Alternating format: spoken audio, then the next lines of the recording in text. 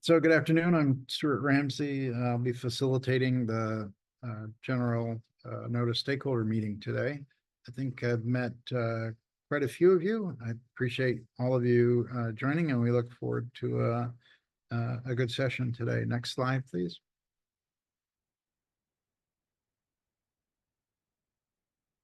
I've already introduced myself, so I think we can go to the next one. So just a couple of principles. I think most of you are veterans in our IRP meetings or the stakeholder working group meetings. But just to cover again the guidelines, we're looking for respectful dialogue. That's all we've ever really seen in these sessions with Santee Cooper, and we really appreciate that. Questions and comments are all public, so everything that we discussed today is public and it's going to be shared via the IRP webpage. As you look at the Zoom console, there's a Q&A box down on the bottom. You can open that up. That's where you can ask questions and get answers. In addition, that's where you can see all of the questions that are being asked by other participants and the answers that are coming back. So you can interact with those answers as well. So if you want to ask a follow-on question or give it a thumbs up, if there's a question that you really like, you can do all of that in the Q&A box. And so all questions, all answers will be available to everybody. The only caveat is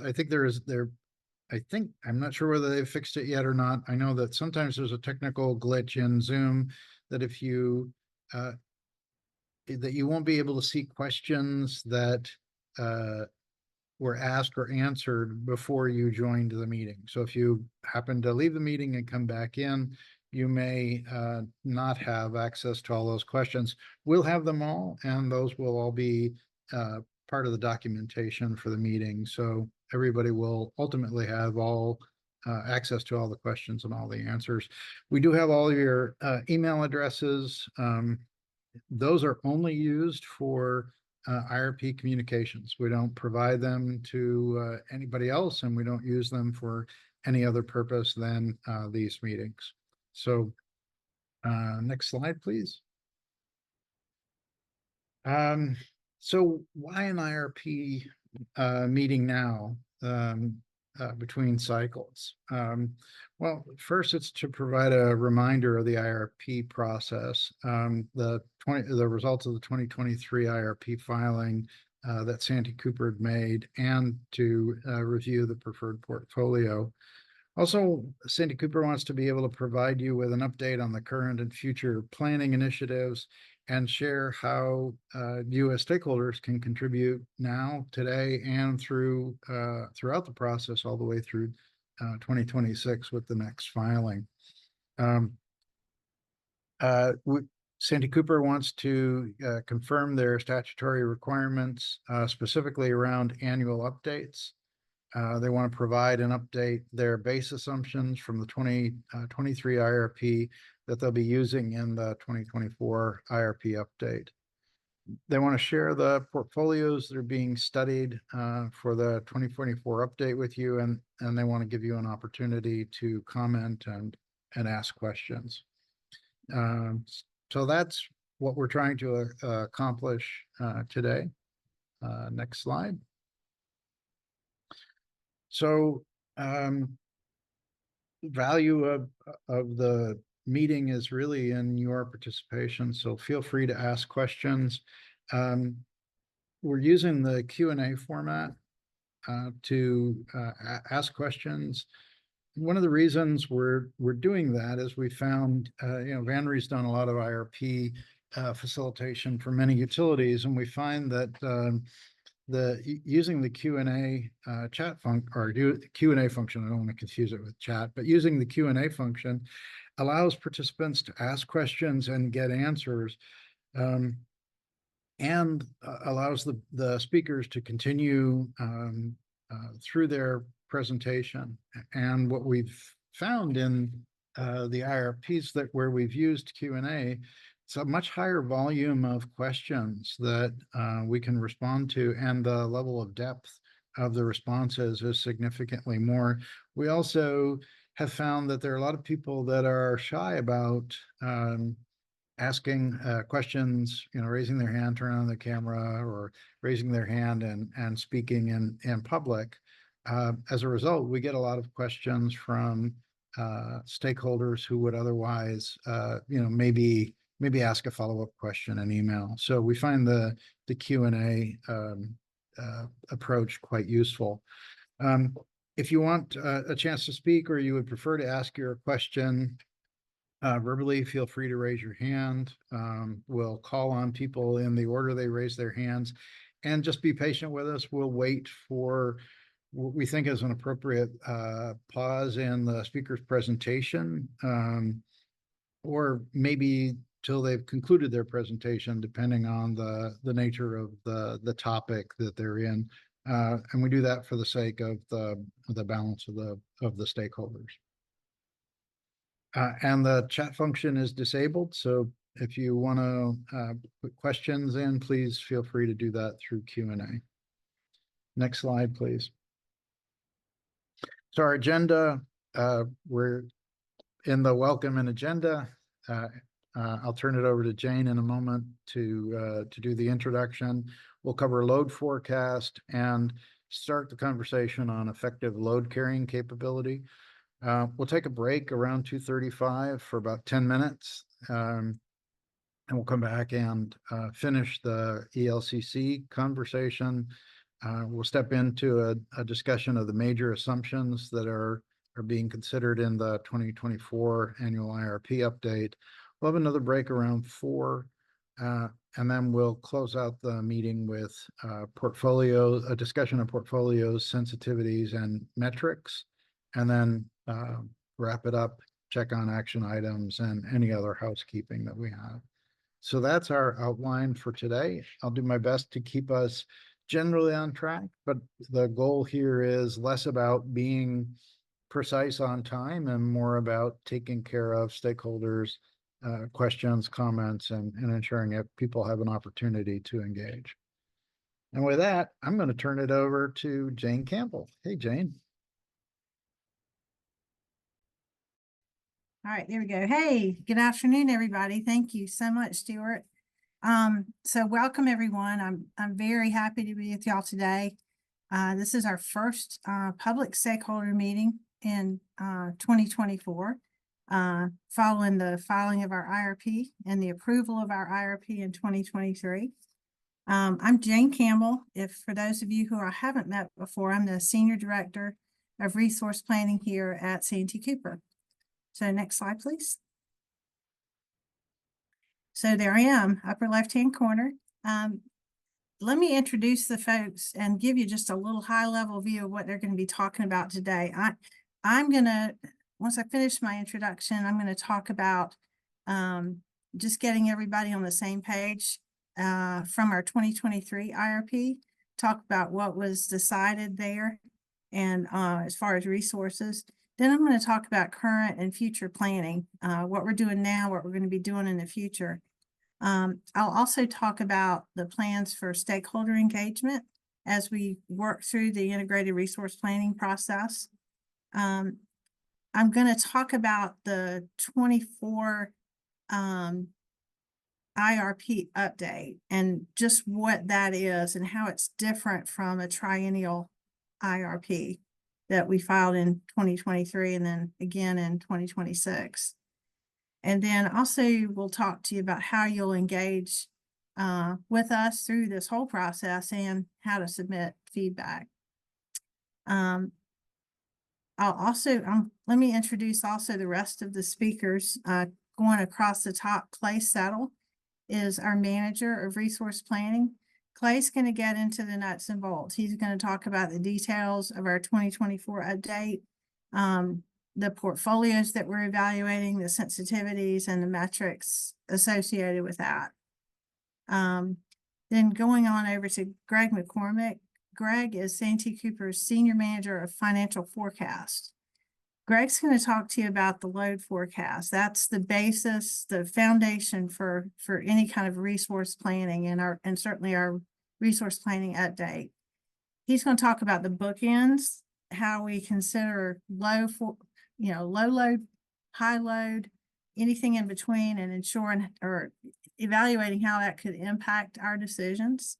And then Greg is also going to talk about the methodology that was used for our load forecast in 2024 and how we're going about incorporating potential very large industrial loads that we're seeing throughout the Southeast and certainly in the Santee Cooper's service territory in South Carolina.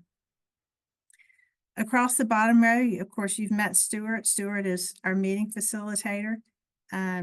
We've worked with Vanry in the stakeholder sessions last year, so that was very successful. You all are familiar with that and with the process, and we certainly wanted to continue with something that was working so well for us last year. Bob Davis is one of our executive consultants from Infront Consulting. Bob is going to walk you through the major assumptions that are being used for the 2024 update, what has changed, what has stayed the same. And then Joel Deason. Joel, you may not have met before. Joel is with Astrape Consulting, and Joel's going to talk with you about the ELCC study, that's effective load carrying capability, and how that is being updated for 2024.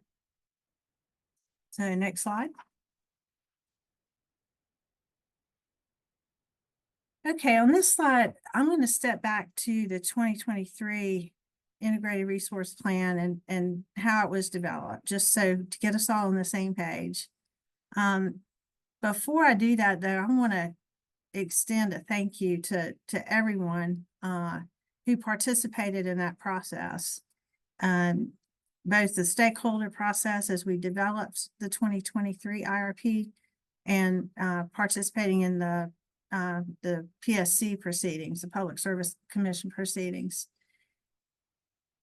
It's not a small commitment of time to be involved in this. The issues can be complex and technical, and but we want your input, and we got a lot of valuable input as we developed the 23 IRP. And I just wanted to take a minute and tell you we appreciate that.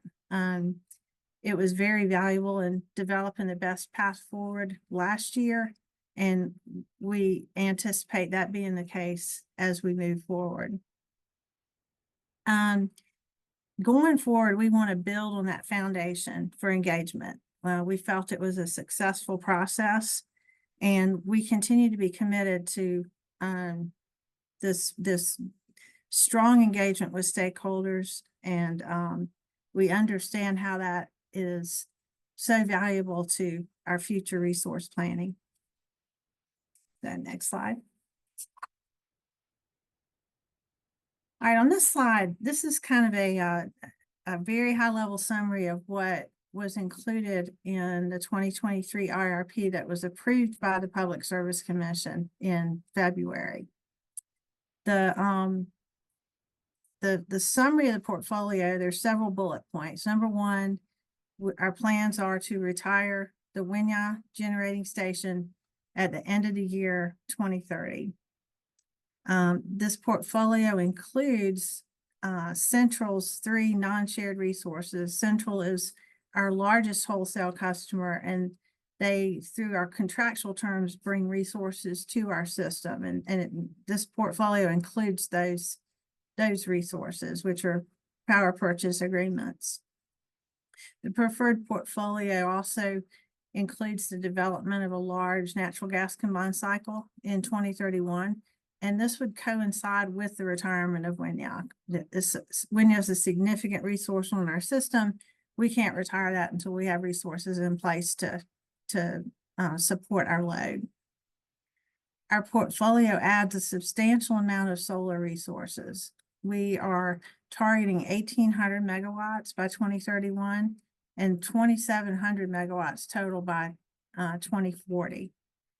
And we are actually in a solicitation right now to begin that process to bring solar onto our system.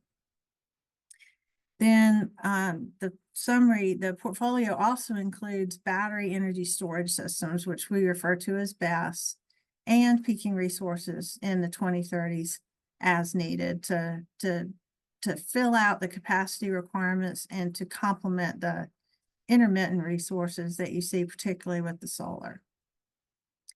So what does this do for us?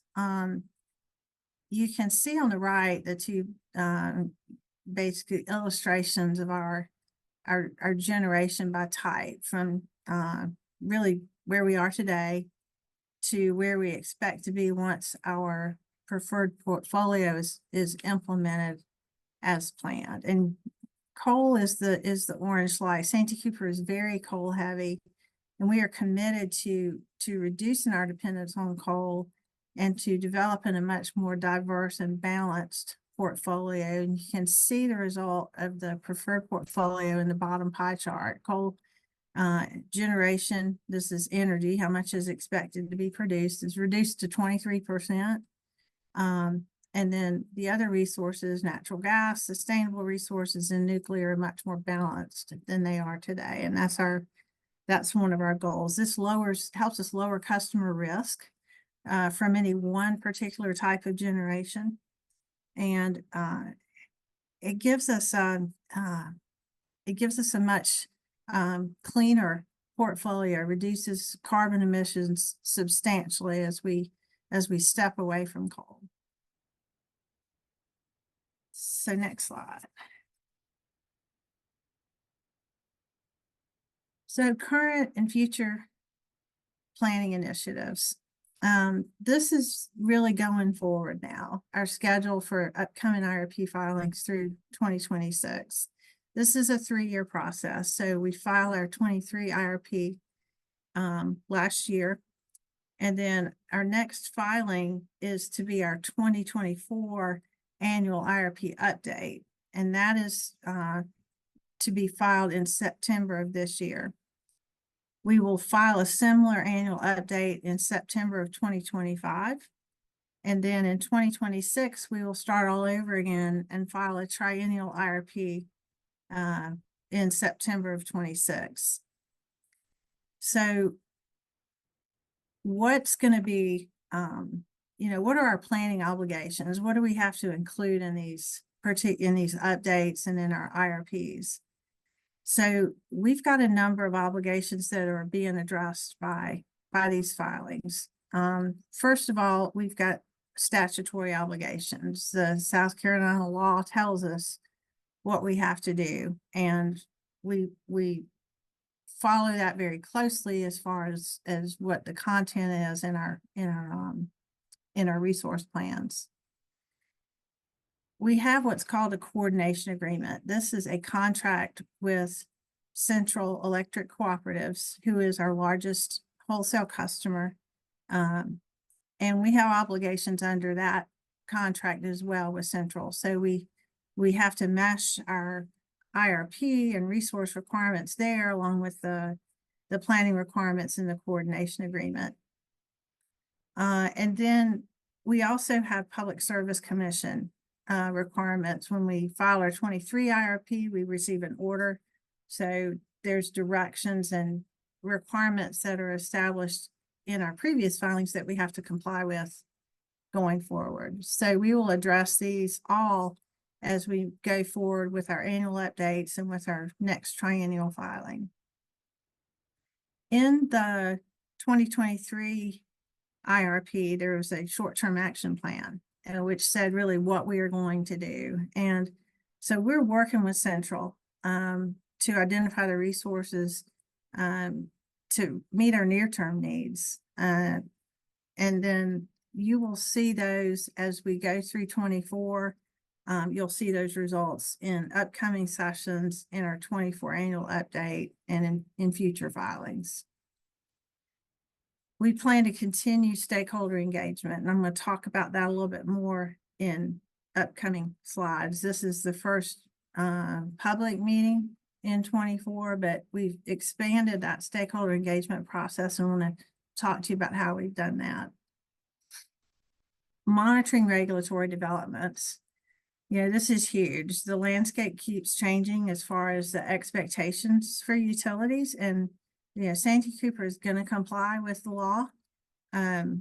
Their greenhouse gas rules that have been issued this year, along with a number of other environmental requirements.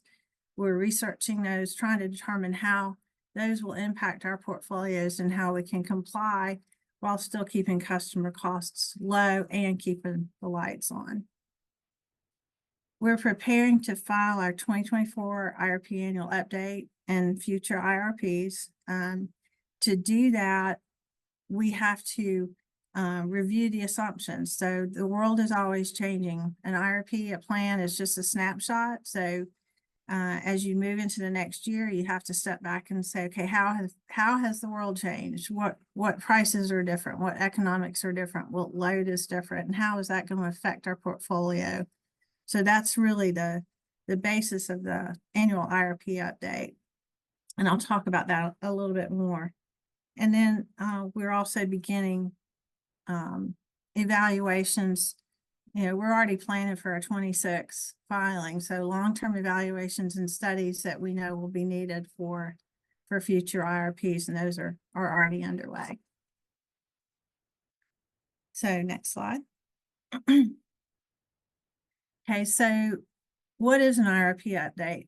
So this is a snip from the South Carolina Code of Laws that tells us what we have to do. And this applies to all the utilities, including Santee Cooper in the state. So we have to submit annual updates to our integrated resource plan to the Public Service Commission. And that has to include an update to our base planning assumptions relative to our most recent accepted integrated resource plan. In our case, that's the 2023 IRP. So we update those assumptions, and then we're required to describe the impact of those changes on our resource plan. So as the world has changed, are the decisions we made in 2023 still valid? And that's what an annual update is intended to present. Following our submittal of that update, the ORS, Office of Regulatory Staff, will review that report, and then they report on the reasonableness, that's hard to say, of the update. And so all that information will be public. But that's really our main focus for 2024. The next slide, please. Okay, so plan for stakeholder engagement going forward. You see the same timeline up there where we have the 2024 annual update is due in September of this year, and again in September 25 with a triennial update, triennial IRP filing in September of 26. I mentioned before that the stakeholder engagement process that we used in 23, we thought went very well, and I'll thank you again for your participation in that. We appreciate the investment of time and resources that many of you put into that process and the feedback that you gave us. Going forward, we're committed to continuing to engage stakeholders and even expanding that engagement. And I can assure you that from myself all the way up to the CEO and then all the way down is committed to supporting this effort and engaging with stakeholders, and are ensuring that this engagement process gets the resources that are needed for an effective process. So our engagement plan not only supports the triennial filing, but also the annual updates. Talking about the types of meetings, and this is where we've changed things a little bit. So general notice meetings are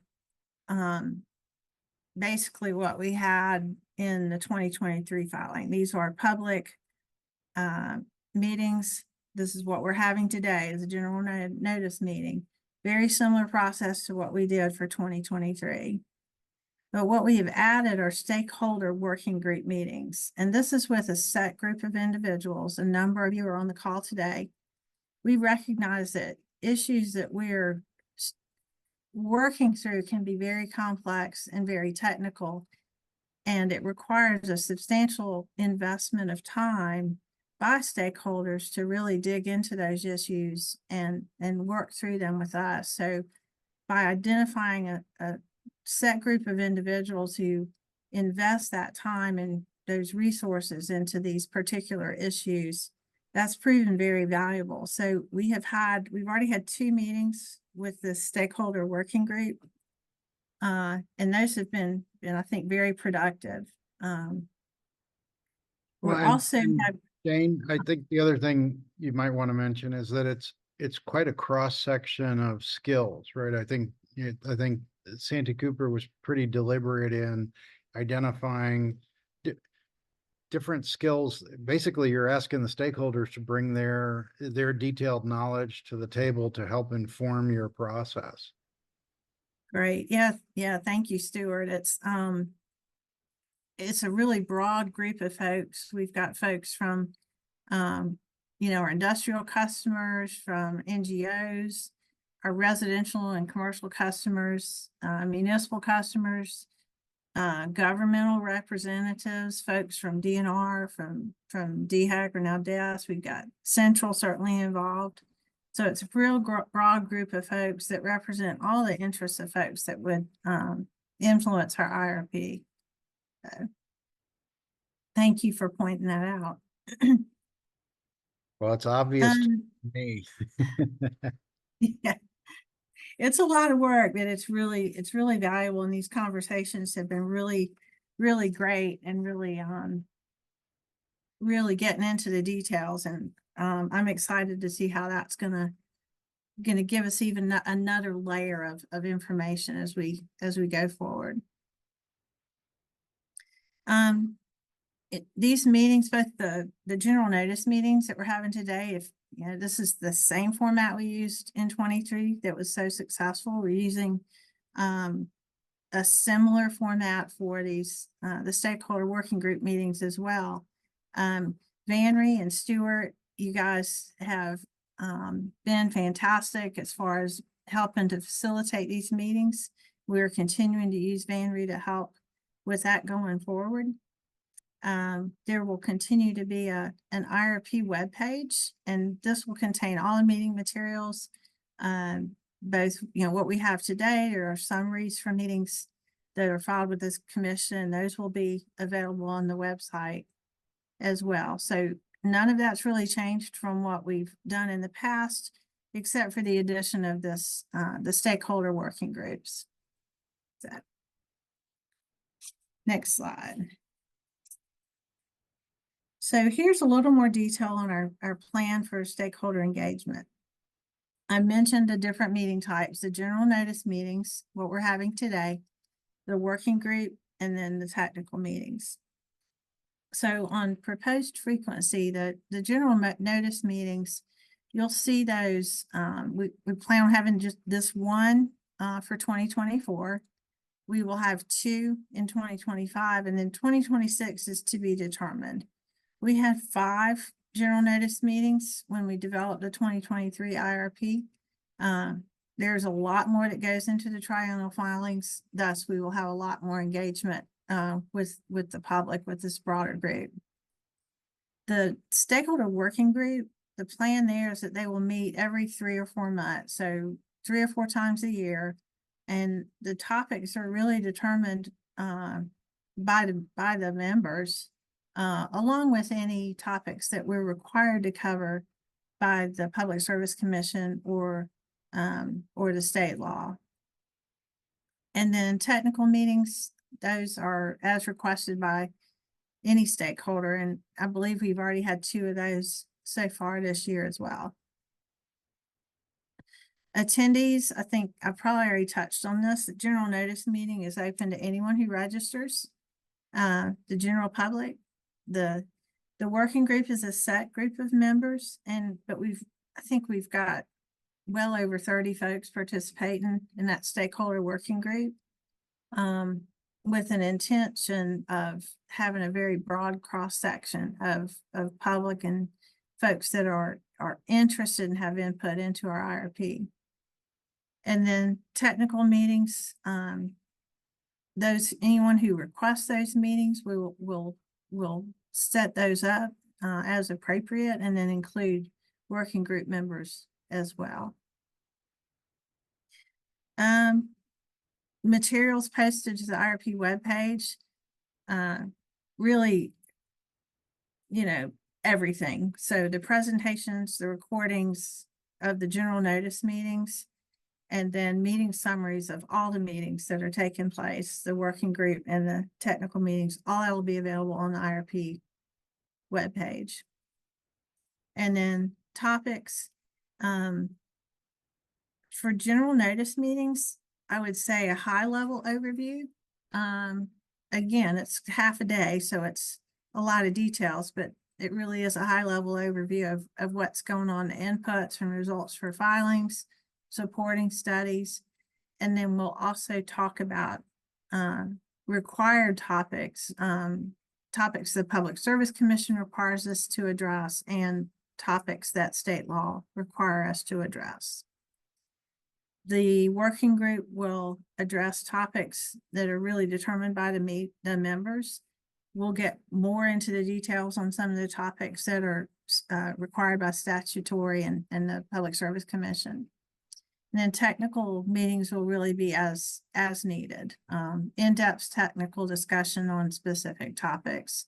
For example, I think the last technical meeting just this week was on batteries. So an in-depth technical decision on something where we can really get some good information from a broad group of folks. And next slide. Okay. Those of you who participated last year should be familiar with the IRP webpage. You can find it the same place it was there before, santycooper.com. And you will find the meeting materials, what we're presenting here today, and all IRP related information is posted there as it's produced. Stakeholders can also supply feedback during the general notice meeting today or future general notice meetings, and also doing that through our website. And then at any time, stakeholders can supply feedback on what we call our forum. And that is also on the IRP website under feedback. And, Santee Cooper's committed to reviewing that feedback and responding as appropriate. We do ask that if you have specific feedback for the 2024 IRP update, we ask that you submit that before August 2nd. If we're going to file a IRP update in September, we do have time. We do need time to review and address that feedback. So we've set that target date for any feedback specific to that update. Next slide. Okay. Next up is Greg McCormick. And Greg is going to talk to you about Santee Cooper's load forecast. So I will turn it over to Greg unless there's any questions, or Stuart, if there's anything else you need me to address. Nope, I don't see anything in the, no hands raised and no questions asked so far. So thanks, Jane. I appreciate that. Great. Hey, Thank Greg. you all again for participating, and I'll turn it over to Greg. Okay, thank you, Jane, and good afternoon, everyone. Like Jane said, I'm Greg McCormick. I am the Senior Manager of Financial Forecast for Santee Cooper. It's the group inside of Santee Cooper that's responsible for developing the load forecast. Jane mentioned earlier that we work, with Central on the IRP and everything. I would say just right off the bat, Central is an integral part of our load forecast. They are, a significant part of Santee Cooper's system. And so we want to make sure that we give them credit for the fact that they do a significant portion of this forecast collaboratively with us. Can you go to the next slide, Stuart, please? I thought the best way to approach this presentation would be to just sort of start off by reminding everybody who Santee Cooper is, sort of the basics of our load forecast process. And then there's a middle section. So when I'm going through the slides, you'll see, the first section of slides talks about excluding potential loads. So after that, there's going to be a section of the presentation that talks about some of the changes that we're making to our load forecast and the reasons for those changes. And then at the end, there's just a brief slide on the high-low forecast like we would normally create. So just sort of rolling back to the beginning, the load forecast that we used to develop the 2023 IRP was created in May of 2022. Since then, in 2023, we created a new load forecast, May 2023. And then because of some large customers that joined our system, ours and Central Systems in 2023, we had to revise our load forecast twice during 2023. So you'll see some changes from the load forecast in May of 2022 to the load forecast in 2023. That second revision was towards the end of 2023. There's a slight revision to the load forecast that we created in May of 2024 for another large load that came to Central System. But then the big change that we're going to talk about today is related to some of these potential loads that are coming to the system. Next slide, please. So just sort of the basics of Santee Cooper. I've got some slides that talk about Santee Cooper's service territory and Central service territory that follow this. So our direct serve class, that's primarily going to be the Myrtle Beach area. We have about 204,000 direct served accounts. About 185,000 of those are residential, with the balance, roughly 30,000, let's say, are of commercial. That's about 15% of our system energy. The last time we shared this slide back in the 2022 load forecast, that number of 204 was 160. Well, I'm sorry, the 185,000 residential was 165,000. So tremendous amounts of growth in Myrtle Beach area over the past couple of years. Our consultant GDS Associates actually develops this load forecast for Santee Cooper. They use an SAE modeling approach, which is industry standard. It's statistically adjusted end use, where you effectively are using, you're trying to develop for the residential class how much you think each customer is going to be using going forward based on economic data, size of housing, all of that sort of stuff. And then you project how many customers you will have in the future. And so, you just multiply the number of customers by how much you think each customer is going to use, and then that is your forecast. We also make adjustments for rooftop solar and EV as electric vehicles.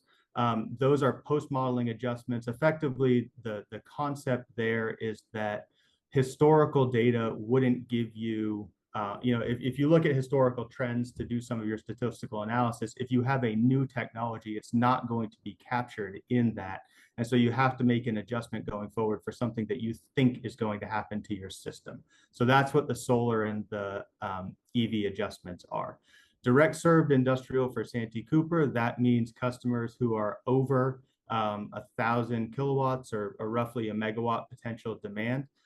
We have 31 customers on our system. That's including some of the new customers that have just been added.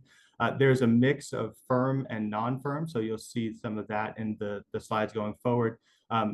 Firm being, normal power, like what you would expect, for most customers, what you would expect your energy to look like. Non-firm is where Santee Cooper has some ability to curtail or otherwise not provide that customer power for that portion of their contract. So a lot of customers will have both firm and non-firm, and that provides benefits to the system.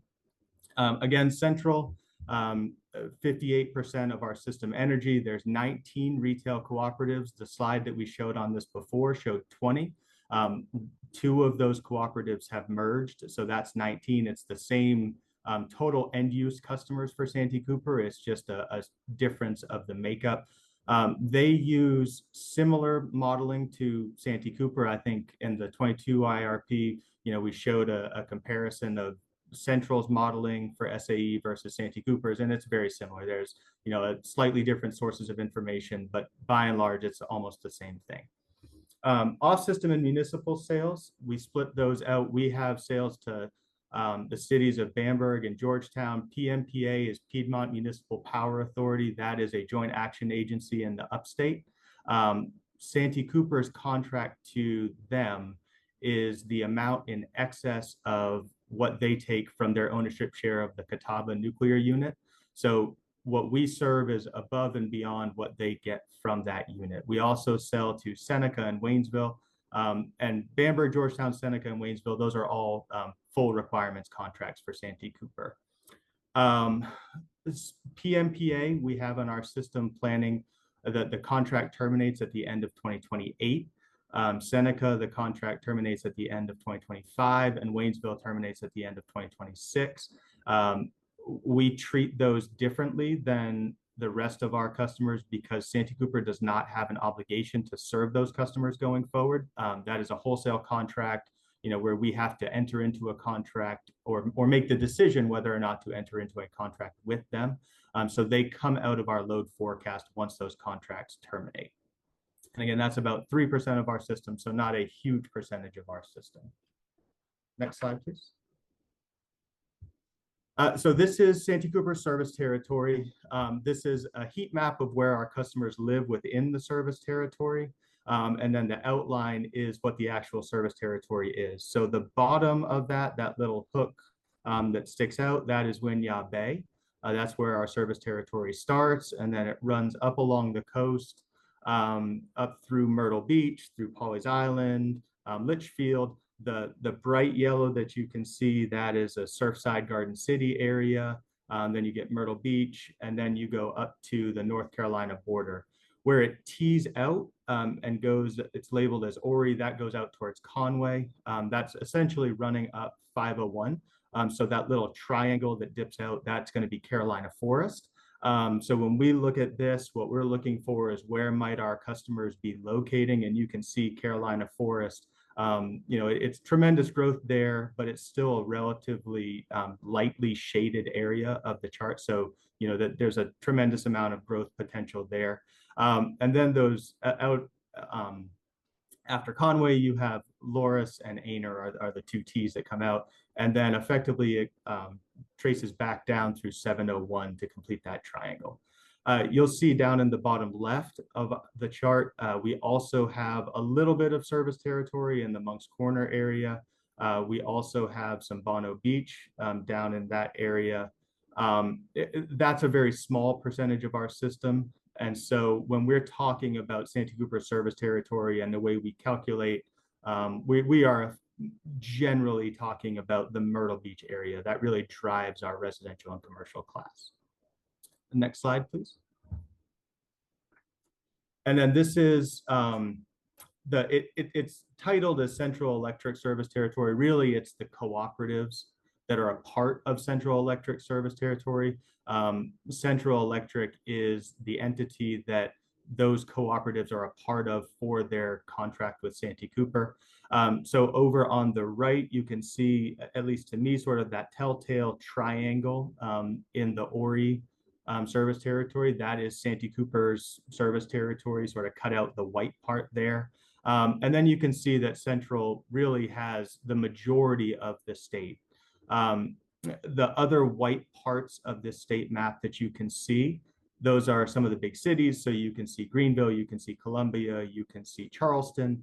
But then Central and the cooperatives really have the remainder of the state of South Carolina.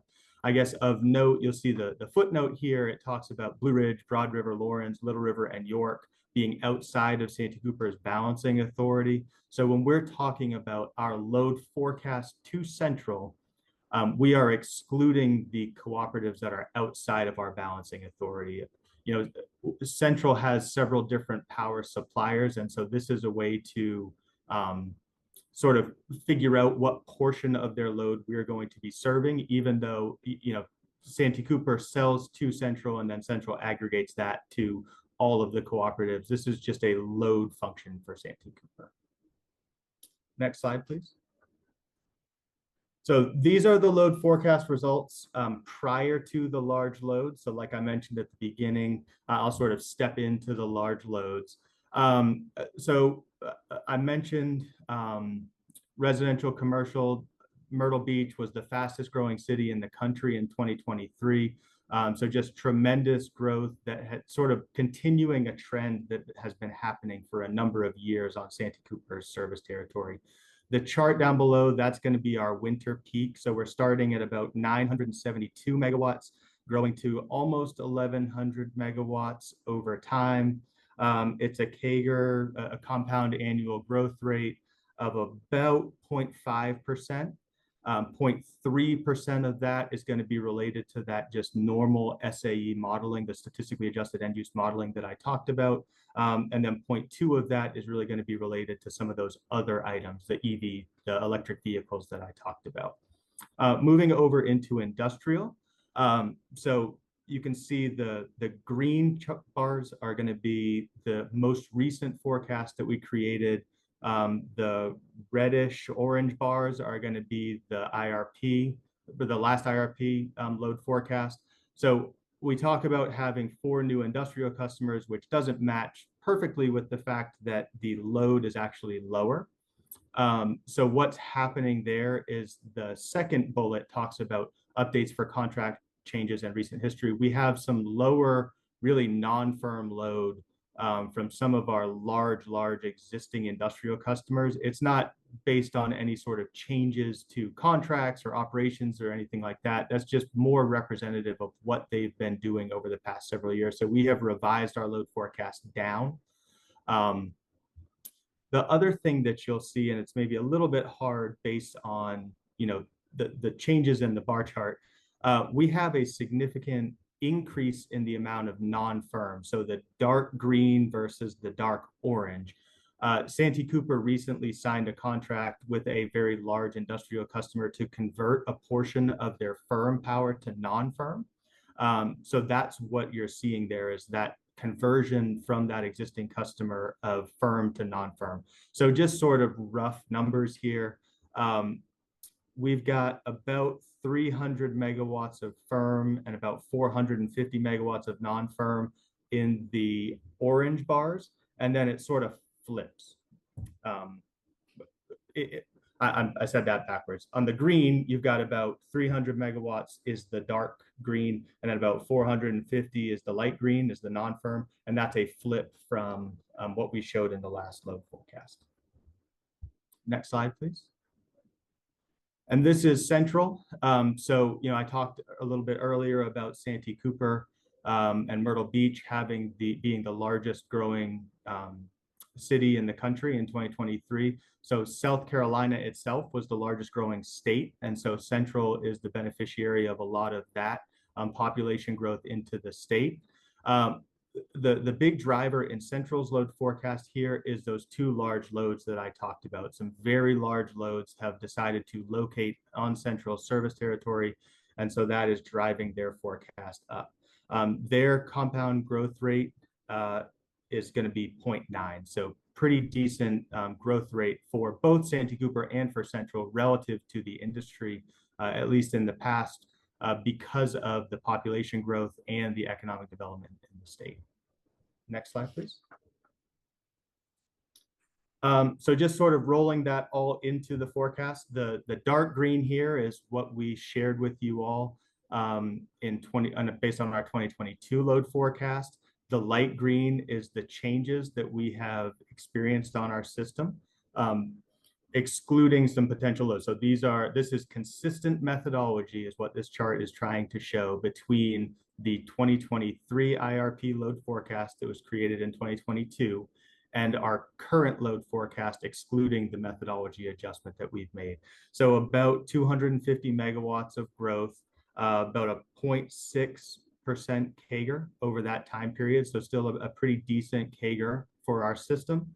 The 5-year growth rate is 1%. So you can see, you know, these new loads that are coming in this load forecast, that they are coming in early. They're, as you would expect, they're the ones that we know about. So they've signed contracts, and so we have them ramping in early. So a 1% growth rate that sort of averages out to 0.6 over time, if that's the way you want to think about our system.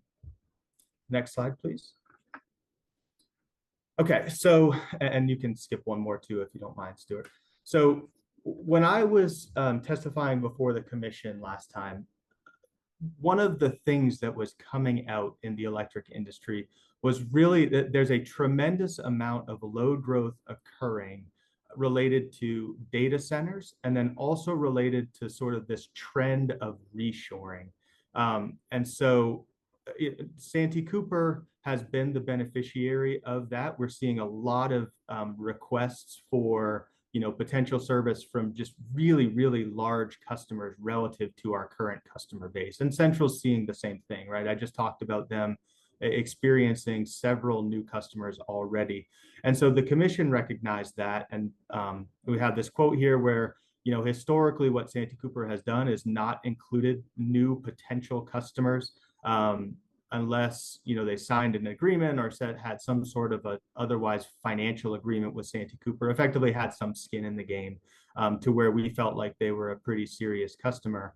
But because of how quick some of these loads are coming and because of how large these loads are going to be, the commission directed us to evaluate, are we planning appropriately going forward? And so the next several slides are going to be talking about how we have addressed that challenge that we agreed with. Frankly, it was a smart comment that they gave us, and it was something that we recognize we need to do. And so what I'm going to talk to you about now is how we propose to do that. Next slide, please. And so what we are proposing is a stochastic analysis of the potential loads. So I've got the chart on the right here. That is what a stochastic analysis is. That's why I put it there, just in case some of you are not familiar with stochastic analysis. It's sort of the bell curve that you can think about. If you're not a math person, another common way that people talk about it is it's the hurricane maps, where you see sort of this is the path that we expect, but then it could go, all of these different ways as well. So that's what a stochastic analysis is doing, is it's trying to identify the likely outcome from a set of data, and then sort of the risk associated with that outcome occurring, which is going to be the tails. So, I think of it sort of like you're pooling the risk. So if you've got one customer, let's say in this example, that you're trying to figure out whether or not they're going to be on or off, and you might think they've got a 50% chance, you're either right or wrong. It's either 1 or 0.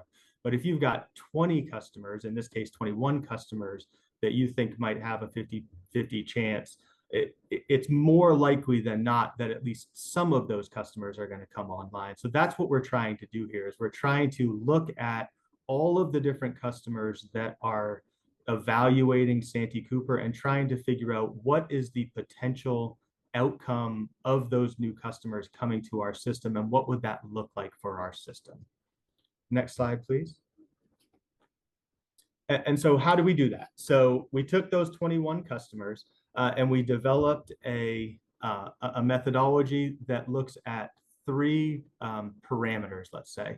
The likelihood of connection, which is, how likely do we think they are going to be to join our system? So 100% would mean they are absolutely going to our system. They would be as part of our load forecast under the old methodology at that point, all the way down to 0, where we think not likely at all, with any range in between. Magnitude adjustment, what that is trying to get at is the fact that when you talk to customers, a lot of times, especially early on, the load projections may not end up being what you originally think for any number of reasons, right? It could be that the site doesn't, quite support the number of megawatts that they might be looking for. They might change what, ultimate building they put there and their process. So we're trying to reflect that in our magnitude adjustment. And then the siting delay, that's, reflective of, if you think a customer might come on in 2025, it could be 2026, it could be 2027, it could be 2028. And so we're trending to say it's likely that it's going to be on our system when we think it's going to be, but there's potential that it could delay as well. So the chart on the right, what that's trying to show, the orange bar is saying if we ran this thing 10,000 times, 500 or 5% in this situation of the time, that customer never comes onto our system. They don't connect, they go somewhere else. And then the 30% magnitude is trying to say that if we originally think that they're going to be 100 megawatts. It's likely that they're going to be 30 megawatts, but they could be up to 100 megawatts. They could be slightly less than 30 megawatts. This is a non-statistical comment, but if you think about the 30 megawatts sort of being the bell curve of a standard distribution, but then that bell curve gets dragged all the way out to 100 megawatts to say, what if they are actually 100 megawatts? And of course, this is just an example. We are not suggesting that all of these customers are 30% or that any of them are 30%. We're just trying to give an example of what this looks like. So you run all of these parameters or values through your stochastic analysis 50,000 times, and you get an expected possible outcome, which is the next slide, please. So this is the bell curve that gets created when you do that analysis. That red bar is 1,166 megawatts. Our low is going to be about 100 megawatts, so sort of tailing all the way over to the left. You get down to about 100 megawatts, but you can see that that's not a very likely outcome in this. Your maximum is 2,200 megawatts. So again, not very likely. Really, you're talking about 2,000 on the high end, and let's call it 350 on the low end. And the potential in this is 3,500 megawatts. So we started off with 3,500 megawatts of potential load. A couple of customers didn't make the cut to be in the analysis at all. We felt like there was too much uncertainty to even put them in the analysis. And then that 3,500 megawatts, became whatever it was. We ran our analysis, and now we're down to 1,166 megawatts. And this is representative of only customers who have requested to, get information about Santee Cooper and have started having conversations with Santee Cooper and Central. There's no, prospective, what about, new customers in the future, anything like that. So, when I think about this, from my view, the risk is on the upside more than it's on the low side, just because of the way we have modeled it, sort of intentionally. Next slide, please. So when you layer in that potential new load, that is the orange bar here. So it's 31% growth, not on an annual basis, just overall the 7,328 over the 5,500 megawatts is 31% growth. It's a 5-year CAGR of 2.3%, pretty much the same when you get to a 10-year, right? So we have these ramp schedules for these customers. So if the customer is, let's say they're going to end up being 100 megawatts, they might be year 1, 20 megawatts, year 2, 50 megawatts, year 3 megawatts. So that's the growth that you're seeing as those customers ramp up. Really, 2033 is about the last part of when we would be projecting that growth from those potential customers. And then if you average that all out, it's a 1.4% CAGR over the period. Next slide, please. So the last couple of slides are just sort of giving some different breakdowns of our system, really just so you all have the information. I'm not planning on going into tremendous amount of detail. If you can go to the next slide, please. So this is a breakdown by customer class. Sort of the obvious first question is, why did I just tell you it was 1,166 megawatts and now I'm showing 10,086 megawatts? And that's because what I was showing on the last chart was NCP, so it was the customer's peak usage. And now we have adjusted downward slightly to reflect what we think they would be doing based on Santee Cooper's peak. So it's RCP. It's about an 8% haircut to the load, which is based on sort of reflective of our current customer base. The other thing I would point out on this is you can see the purple, which is that municipal and off system. So originally, or earlier on, I talked about the fact that these loads are dropping off of our system over time as their contracts terminate.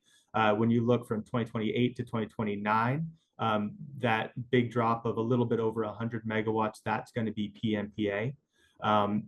And that's about it for this slide, other than I will tell you, so the very first bar, that totals up to roughly 5,600 megawatts. The 2041 is roughly 7,300. I think it's important, it's sort of counterintuitive, is that Santee Cooper is a winter peaking utility. So when we go to the next slide where I show summer CP, that 5,600 megawatts goes down to 5,200 megawatts. So about a 400 megawatt difference between our winter and our summer. When you get out to 2041, that difference declines to about 200 megawatts. So we are growing more quickly in the summer than we are growing in the winter. That's a way that you could read that. Next slide, please. And then this is just the annual energy. So again, just so that you all have this information, I don't think in my mind that there's anything particularly new to talk about here. So I'll just make sure that you all have this information and then go on to the high and low scenarios. Just informational for you all. So the way that we do high and low, when we talk about our statistically adjusted end use methodology for our distribution system, that is also a stochastic analysis. And so for our residential and commercial, we have, we take the 95th percentile output of that stochastic analysis for residential and commercial. That becomes our high. We also have a high EV case, which we talked about quite a bit in the 2023 IRP. So there's some information about that. It's effectively, you have an inflection point where you start having, this very rapid electric vehicle adoption. That's what that is intending to represent. And then the low rooftop solar. So, if you think about it, rooftop solar is a reduction to the amount of load that Santee Cooper needs to serve. So this is a reduction to our load by having customers. It's a reduced reduction to Santee Cooper's load because you have less new rooftop solar. That's what that is trying to reflect. Central uses a very similar process for their high and low using a statistical analysis. But what they do, and this is something that Santee Cooper and Central have worked together on, is when they do their statistical analysis, they pull out any of their industrial load, and we work on industrial load in the aggregate. So what we did in the 2023 IRP was we added 400 megawatts of industrial load because we now have a stochastic analysis for, pretty significant potential loads. The way that we modeled that is we did the 95th percentile of the potential large loads. So that 525 megawatts is on top of, the 1100 megawatts roughly that we have embedded in our base case forecast. The low scenario is effectively, the opposite of everything. So that I don't think I need to necessarily go down through that, other than on the potential large loads analysis, you see we use the 1%, so slightly different than, if you think about, if you're using 95 on the high percent, why not use 5% on the low? That's sort of the common way you would do it. We wanted to be extra conservative. And so we took the 1%, and then we, in addition, removed 400 megawatts of additional existing industrial load. So that is, I believe, all of my slides, and I'd be happy to take any questions.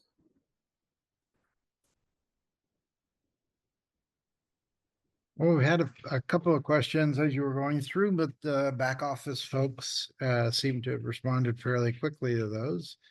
So I think I'm not seeing any more questions or any hands raised. I think you covered it quite well. Okay, great. Thank you. So we'll we're a little ahead of schedule, which is great. We'll turn it over to Joel, and I think it's going to be a great conversation on effective load carrying capability. So over to you, Joel. Great. Can you hear me? Yes, I can. Very good. Hi, my name is Joel Dyson, and I do work with Astrape Consulting. If you want to go ahead to the next slide, please. So Astrape Consulting has been the owner of the strategic energy risk evaluation model really for almost since its inception. Of course, recently, you may be familiar that Astrope Consulting was acquired by PowerGem, but we are still very much heavily into consulting and modeling with the SERVA model.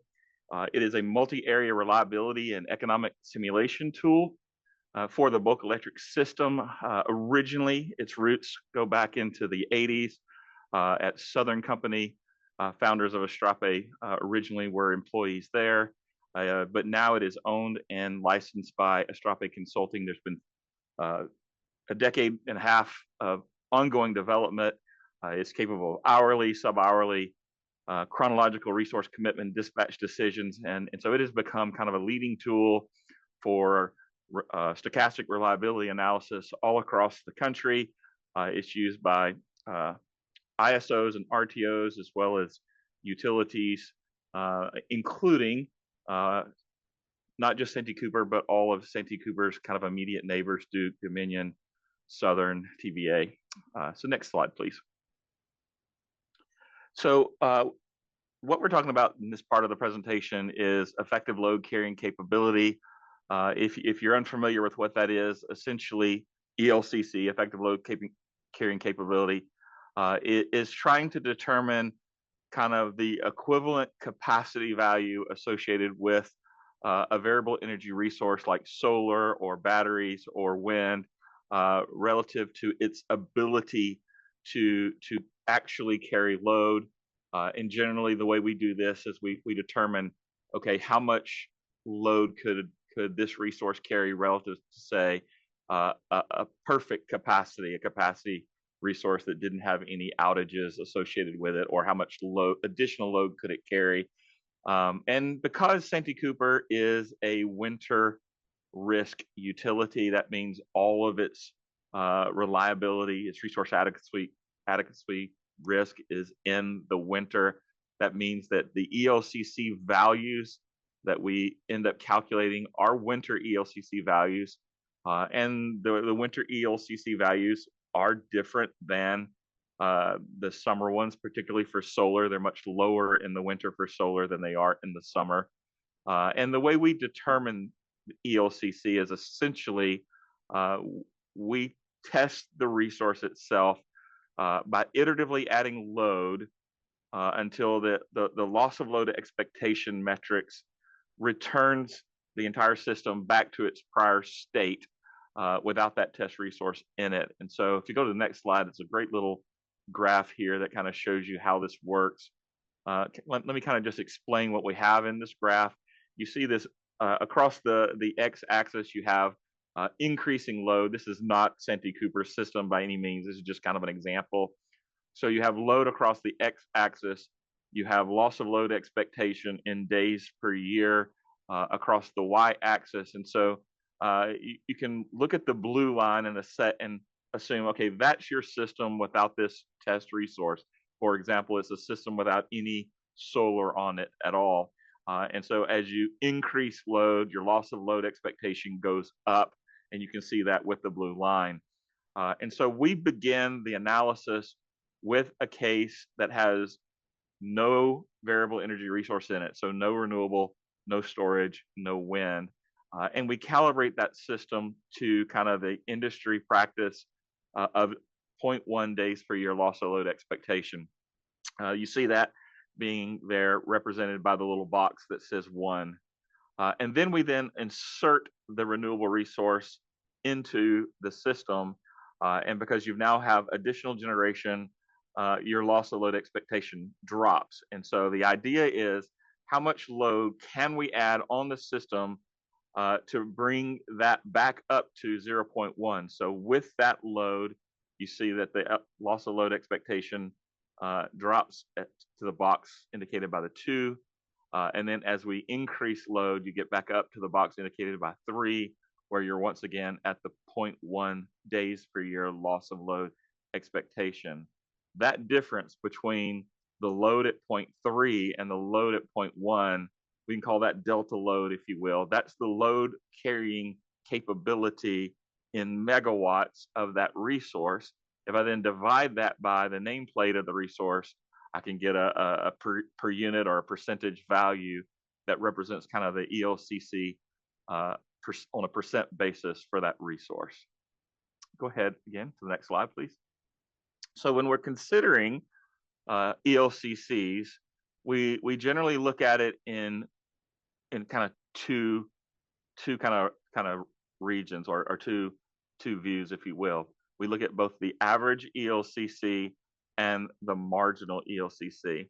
The little picture on the right kind of demonstrates that kind of average ELCC really kind of represents what is the carrying capability, what is the capacity value, if you will, of a large block of a class of resources or an entire portfolio of resources. And so, you know, if I had 1,000 megawatts of solar on the system, what would be the ELCC of the full 1,000 megawatts of resources? And we do that by kind of evaluating this ELCC on this block basis, the entire portfolio. We add the whole portfolio in and we measure its ELCC. The marginal ELCC, by contrast, is not what the capacity value is of that entire block, but it's the capacity value, if you will, of the last little incremental block, or if you will, the next little incremental block of resource that you want to add to the system. And so while average might be representative of the embedded system, marginal would be representative of potentially kind of the next addition. And So we think. So Joel, if I add one more, how much ELCC am I going to get? If you add one Yeah, more, so no, that's the marginal, right? Okay. yes, yeah, that's exactly what I was fixing to say. So in your planning, the way you think about this is, if I want to know the capacity value of all of my embedded resources, that's my average ELCC. If I want to know what the incremental capacity value is of the next resource, which is what I'm doing as part of this planning process, determining what the value of the next resource is, then that's what I would use the marginal ELCC for. Does that help, Stuart? Gotcha. Okay. Now we can do this in terms of, say, a block of a single class, and the text on the left over there, it's talking about a resource class. Or we can also do this in terms of a portfolio and looking at not just one class of resources, but multiple classes of resources: solar, wind, battery, all combined. So if you go to the next slide, when we start crossing over from one technology to multiple technologies at the same time, then we introduce this concept of synergy. Because as it turns out, these resources tend to interact with each other in such a way that very often the sum of the individual contributions to reliability is less than the sum of the combined contribution together. And so, in other words, you add two different technologies together, you get some synergy, and you get benefits that weren't there with either one of them on a standalone basis. And so what we see in this little example is the fact that if I take a system, and in this case, the system is a system that already has 25 gigawatts of wind. And obviously, again, this is not Santee Cooper system, but and if I look at that system with this 25 gigawatts of wind and say, well, what is the ELCC if I add solar, but I don't add any storage? Then that's where we get the blue line. And so you've got this system of static wind, 25 gigawatts, and then solar from 500 megawatts up to 35, 36, maybe 40 gigawatts.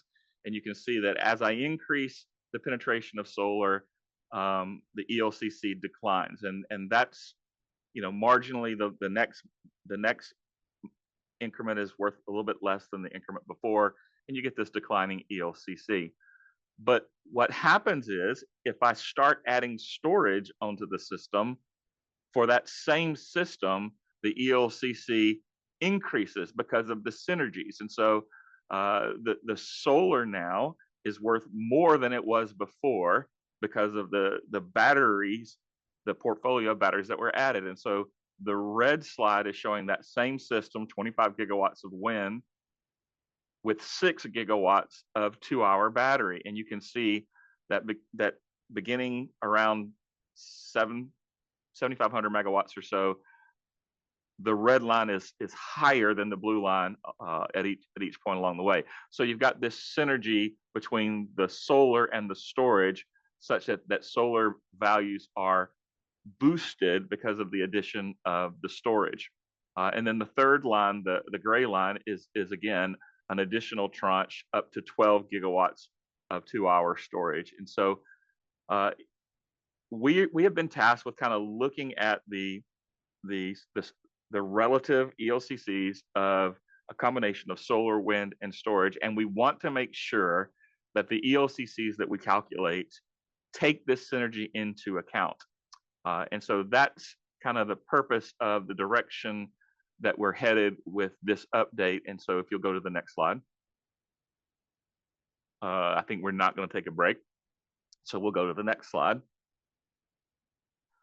So what we did with this particular update is that we developed a matrix of solar, wind, and solar storage and wind that we were going to look at. And this is kind of an illustrative little matrix of penetrations of solar and penetrations of 4-hour battery. And the idea here is to simulate this metrics to determine the ELCC for each one of these portfolios, taking into account the appropriate synergies. And so we use the results from this matrix of portfolios to be able to create both the average and the marginal ELCC, really for any combination of solar, wind, and storage inside the bounds of that matrix. And so we're ensuring the synergistic value is taken into account, as well as calculating both the average and the marginal ELCC. So if you look at this matrix, what you see is that there are X's and there are black boxes. And the reason why is because we don't actually have to model every single point along the spectrum of the curve in each direction to be able to calculate what its ELCC is, because Astrape has an interpolation and integration method where we could say, well, we're only going to evaluate the X's. We're not going to evaluate all the boxes. We're just going to evaluate the X's. We'll use our interpolation and integration methodology where we're smoothing and trending these values. And we can not only fill in the black boxes, but we could literally calculate any point along the way. So even though this matrix doesn't show, for example, 1,200 megawatts of batteries and 1,500 megawatts of solar, we could still get that point, even though it's not on here, because of the process that we're using. So kind of go to the next slide, if you will. This is just kind of an example. Oh, I'm sorry. Please go back one slide. There was something I failed to mention. So we'll use the same methodology to develop ELCC values, not just for 4-hour batteries, but 8-hour batteries, as well as various penetrations of wind. We're just kind of showing you kind of a 2-dimensional solar and 4-hour batteries here, but the others will be evaluated as well. Okay, so if you go to the next slide. So these are some indicative results for kind of solar average winter ELCC values. These are subject to change. These are just indicative. But as you can see here, we have filled in the blanks that were in the previous slide. But in reality, we could also calculate values in between the blanks through the process that we have. And you can see how along kind of a vertical line with increasing solar, there is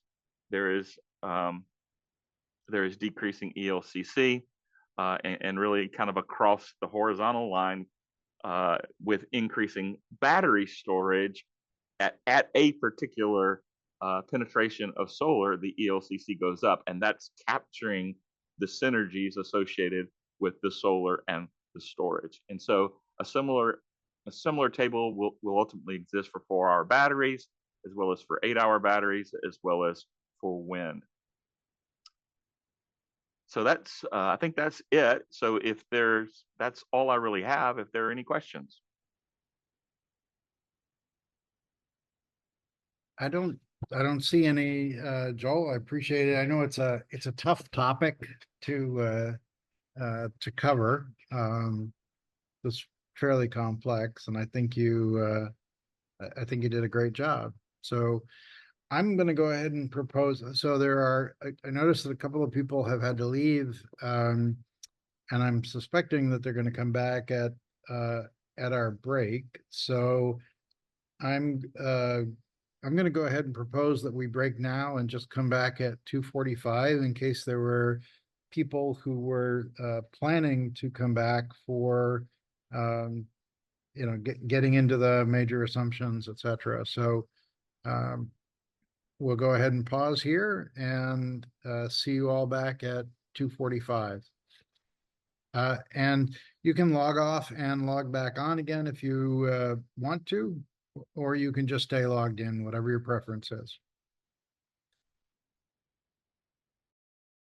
Back up in just a couple of minutes.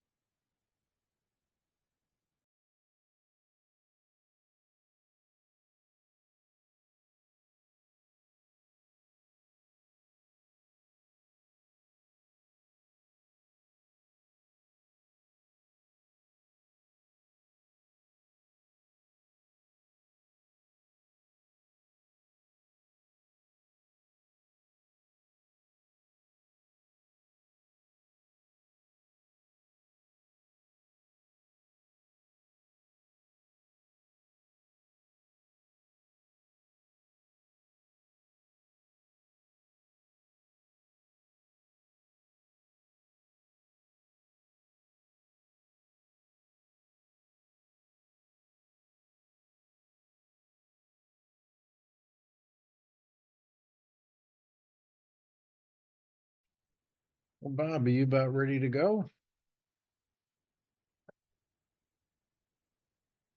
I am, Stuart. Great. We'll just give it a little bit.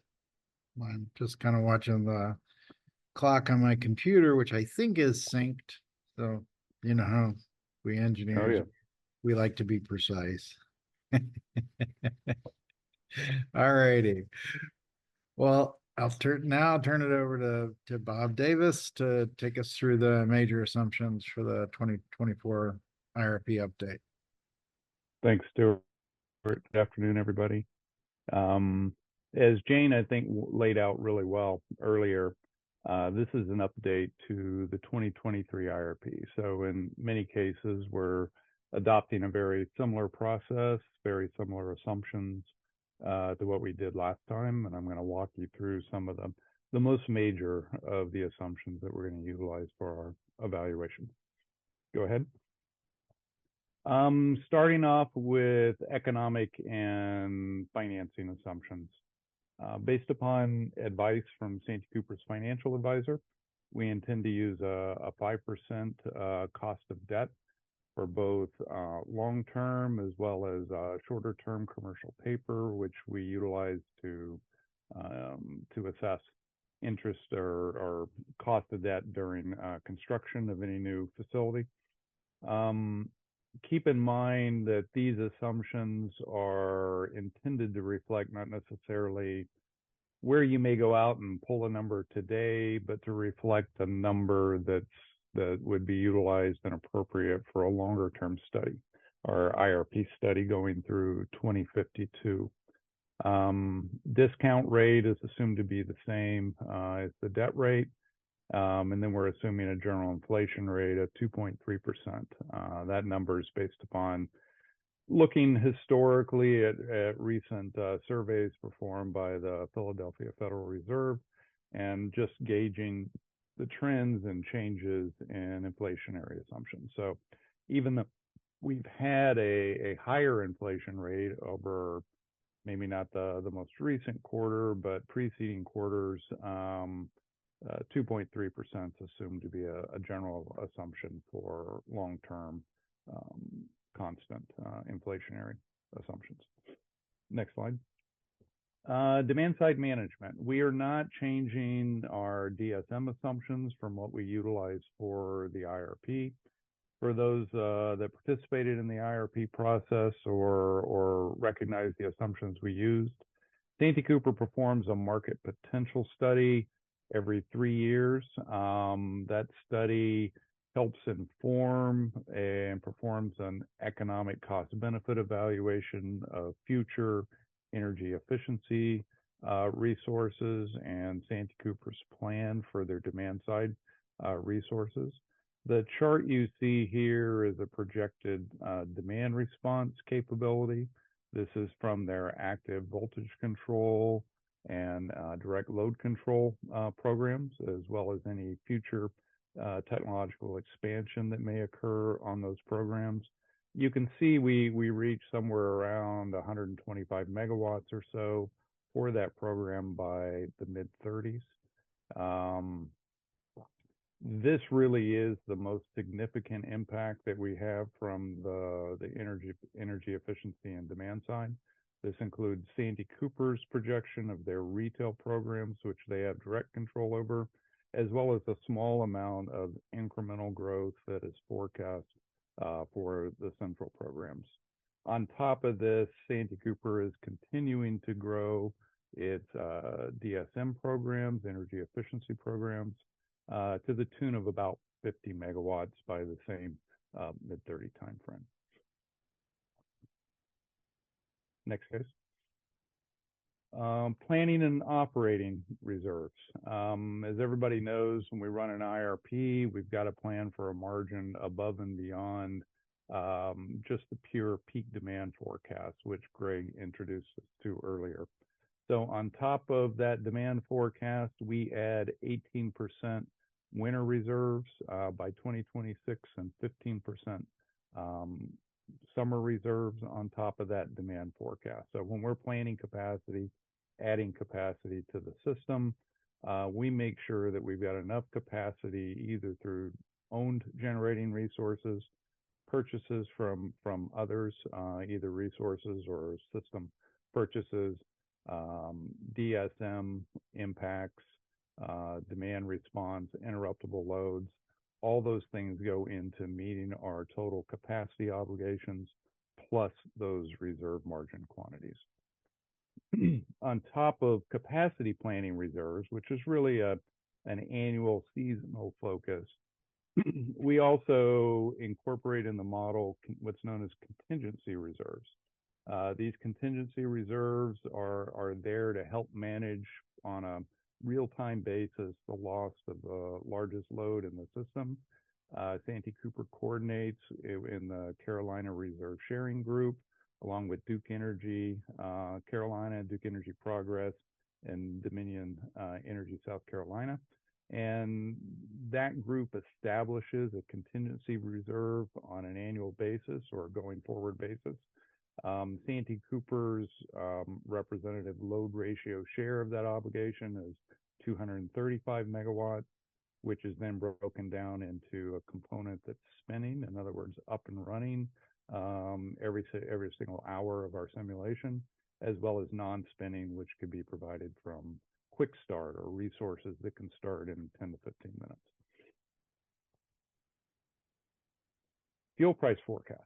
As you may recall from our IRP from last year, Santee Cooper, and generally by precedent set in the state of South Carolina for regulatory filings of this sort, the utilities are required to use a fundamental fuel price forecast. This year, we're utilizing EIA as our underlying source for that forecast. Energy Information Administration, U.S. Energy Information Administration, publishes annually their annual energy outlook, although this year they have not published due to an upgrade process that they're going through. However, we're utilizing this fundamental forecast as we have previously. We also have adopted this approach. One of the critiques that we received during the 2023 IRP process is how can we be planning a shared combined cycle with Dominion if we've all got different assumptions? So Dominion's utilizing the same approach of utilizing the annual energy outlook. So we felt it was a reasonable transition for us to utilize the AEO outlook as our fundamental source.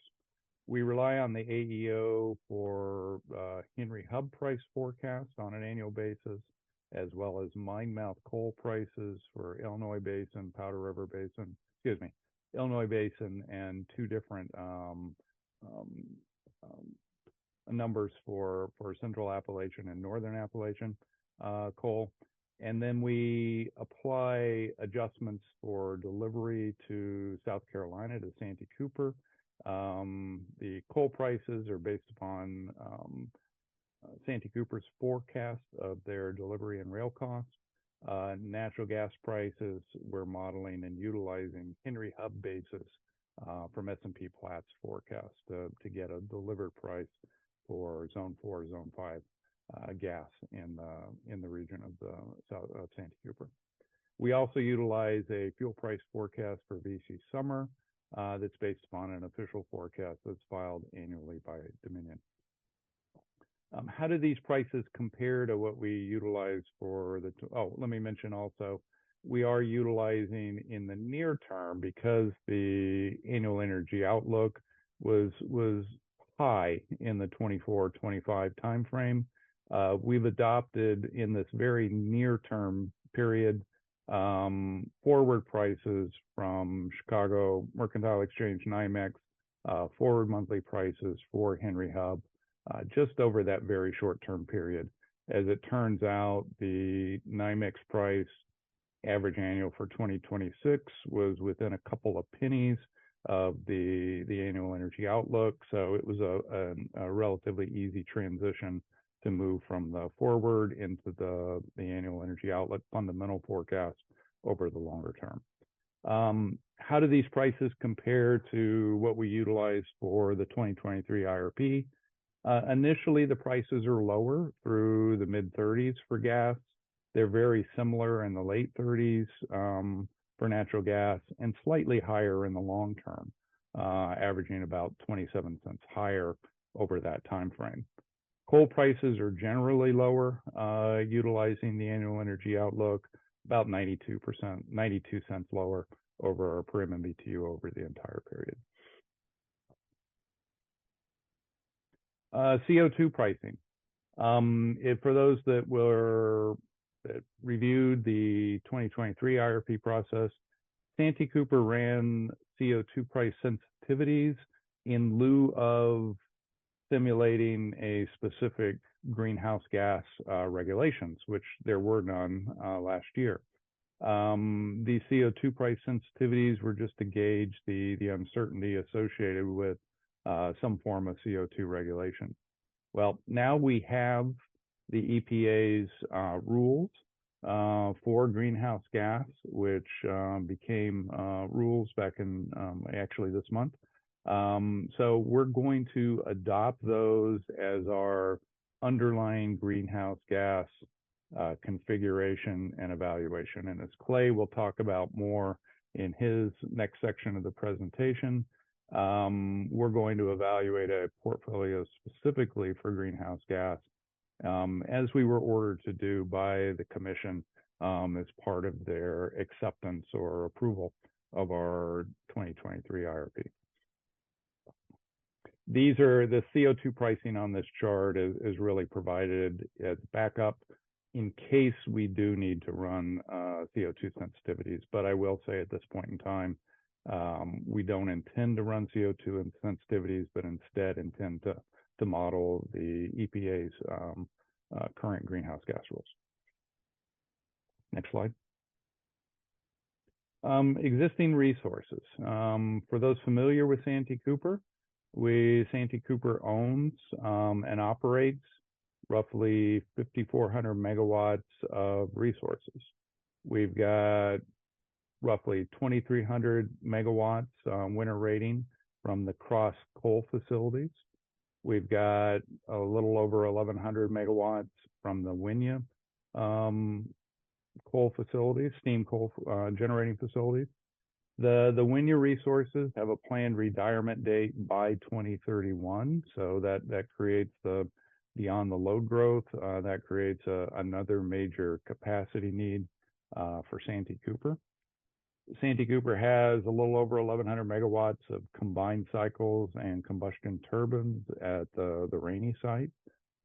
We've got, they recently procured this past year a combined cycle facility, the Cherokee Combined Cycle Plant, which provides about 98 megawatts of capacity. They have an ownership share in the VC Summer nuclear facility of about 320 megawatts. They own hydro facilities of about 140 megawatts in and around the lakes around Monk's Corner. They own landfill gas resources, combustion turbines, reciprocating internal combustion engines, where they buy the landfill gas from the local municipal waste sites of about 26 megawatts total. And then they have some older CT peaking resources at Myrtle Beach and Hilton Head. These units within our IRP are slated to be retired by 2034. Next slide. So Bob, can we go back? Yeah, go ahead. Slide. So Finley had a question in the Q&A. I thought probably easier just for you to address it. Maybe back up one more. And the question's the Model EPA 111 D as the reference case. Yep. We do, Finley, we don't intend to use, we're kind of trying to follow the order that we've got from the commission, where we're treating the EPA's greenhouse gas rule as a sensitivity for our evaluation. At this point in time, we're going to take a fairly robust evaluation of that and do what amounts to a business as usual, no greenhouse gas, EPA greenhouse gas rule, and then a portfolio evaluation with the greenhouse gas rule in place, so that we can compare and contrast those two configurations and fully understand the impacts of the rule. But at this point in time, we recognize that it is the current active rule in place for the US, but at this time, we're trying to evaluate both of those for purposes of our IRP filing. I think based upon and I'll go one step further, I think based upon the preliminary evaluations that you'll see, our preliminary investigation of this subject, what we're seeing is that meeting the greenhouse gas rule actually results in additional combined cycle facilities in the 2032 timeframe in order to manage for the retirement of the coal resource, the cross coal facilities. And as such, it doesn't necessarily change Santee Cooper's recommendations or intents for a preferred portfolio that focuses in on combined cycle, solar, wind, and battery resources to be installed as we get to the 2030s. So it doesn't change any, we don't believe at this time that it will change any fundamental positions or moving forward recommendations for resources, except to add to those resources. And he asked further, could you recap how you'll consider the sensitivity analysis for high and low cases for CO2 prices? So our intent at this time, Finley, because the CO2 emission cases were intended to work as a proxy for evaluating greenhouse gas regulations, our recommendation at this time is to not model the CO2 pricing sensitivities, but instead to use the EPA's greenhouse gas rules as representative of the current greenhouse gas regulations for South Carolina or for Santee Cooper. Yeah, and I know that Clay will probably touch on the topic again later. So Finley or others, if there's more that you want to talk about in terms of that, we can we'll have a little bit time later in the discussion.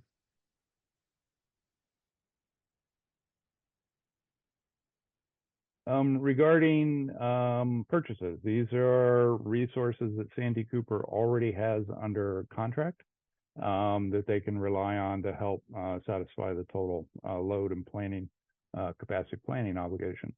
They've got 74 megawatts of contracts with biomass facilities in the state. They've got another 389 megawatts under contract for hydro purchases, the bulk of that coming from SEPA. They've got a group of solar purchases from solar QF facilities. Those have various terms. Some of them end this decade, later on in this decade, some of them extend. Currently, that number is about 287 megawatts. They have 200 megawatts of PPAs that will come online in 2026 from the most recent RFP process, not the current one that they're currently engaging in, but the one that was previously conducted.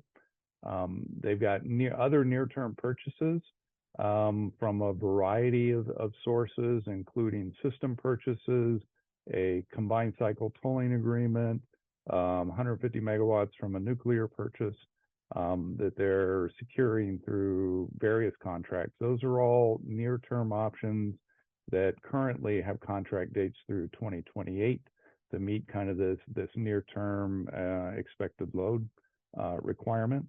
And then they've got another 47 megawatts. This is an existing contract that they've been executing over time on roughly a seasonal basis that Santee Cooper is looking at modeling as a longer term arrangement. It's a relatively small group of resources that would be used purely for peaking needs.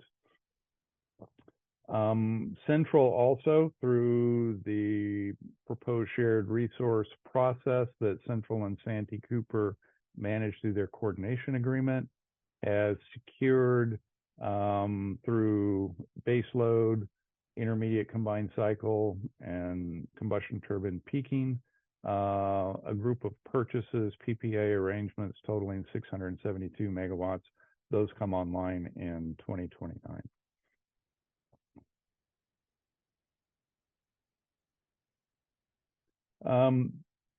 So even with all those resources that we just went through, Santee Cooper still has additional needs for capacity additions in the near term. And when I say near term, the later part of this decade through 2030 is what we're considering prior to the retirement of Winya. They're looking at multiple ways to satisfy that, and will continue to look at options for expanding their purchase options. But some of the things that we intend to simulate and model within the IRP and include, they've got a series of upgrades that are possible at the Rainy generating station. One is to upgrade the combustion turbines for Power Block 1, which is 2 CTs, 2 Hercigs, and a steam turbine that currently operates in combined cycle mode at Rainy. They have options to upgrade the turbines, the smaller E-class turbines for units 3, 4, and 5 at the Rainy site. And then they have an option to convert the 2 combustion turbines, 2A and 2B, and create a combined cycle by adding a heat recovery steam generator or Hercig and steam turbine to that facility. That facility was already pre-laid out, assuming that they could expand or adapt that unit, those 2, unit 2A, 2B, to be in combined cycle operation mode. So this should be a fairly straightforward conversion that can be managed and cost effective for Santee Cooper. All of these options for the Rainy upgrades. They're looking into extending their power purchase agreement. We're still going to be, even with those Rainy upgrades, the model and when the load forecast indicates some shortages in the 29-2030 timeframe. So we will be filling that in with an extension or an expansion of the PPA options that we currently have in place through 2028. As I said, last year they purchased a combined cycle resource. That resource was shown to be cost effective during their certificate of need. For that resource to be cost effective, even considering operation only through 2028. Santee Cooper is investigating the relatively small incremental costs that may be required on operation and maintenance for that asset to continue or extend the operation of the asset and not retire it by 2029. And then any incremental needs we need beyond that, we're allowing the Encompass model to add battery energy storage, peaking assets, small aeroderivative combustion turbines by the not right off the bat, but by 2028, or incremental PPAs as needed in order to manage any additional capacity obligations. Next slide. Resource assumptions. These are the generating resource conventional technologies that we would simulate. We're adopting the same assumptions, updating, of course, for inflationary effect on O&M costs from our prior 2022 dollar assumptions to a 2024 dollar assumption.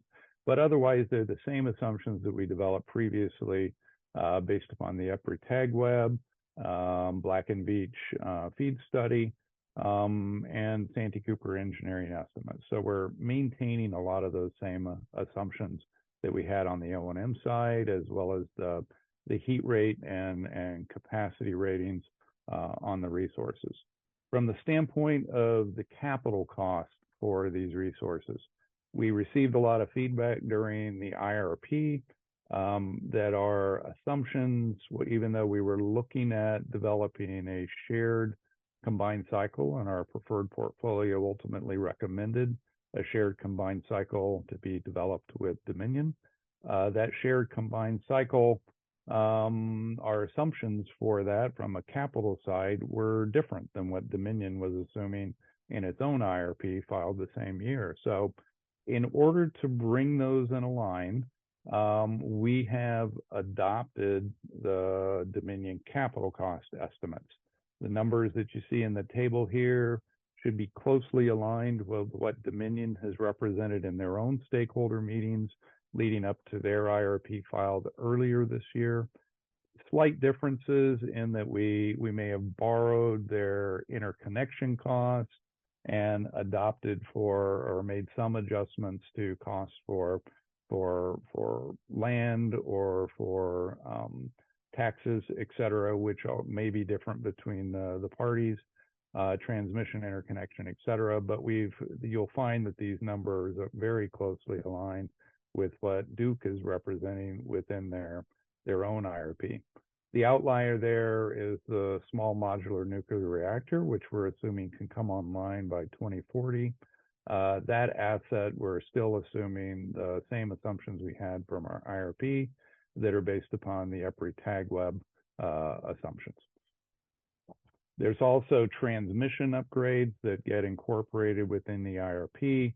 If we develop an asset and a shared or joint resource with Dominion at the Kennedy site, we'd see transmission upgrades somewhere in the neighborhood of about $280 million under that configuration. If instead, when we're retiring the cross resources, system-wide upgrades are fairly voluminous, we're probably looking at the installation of a 500 kV backbone across the system, and our cost of transmission upgrades under those cases where we retire cross are closer to $1.9 million.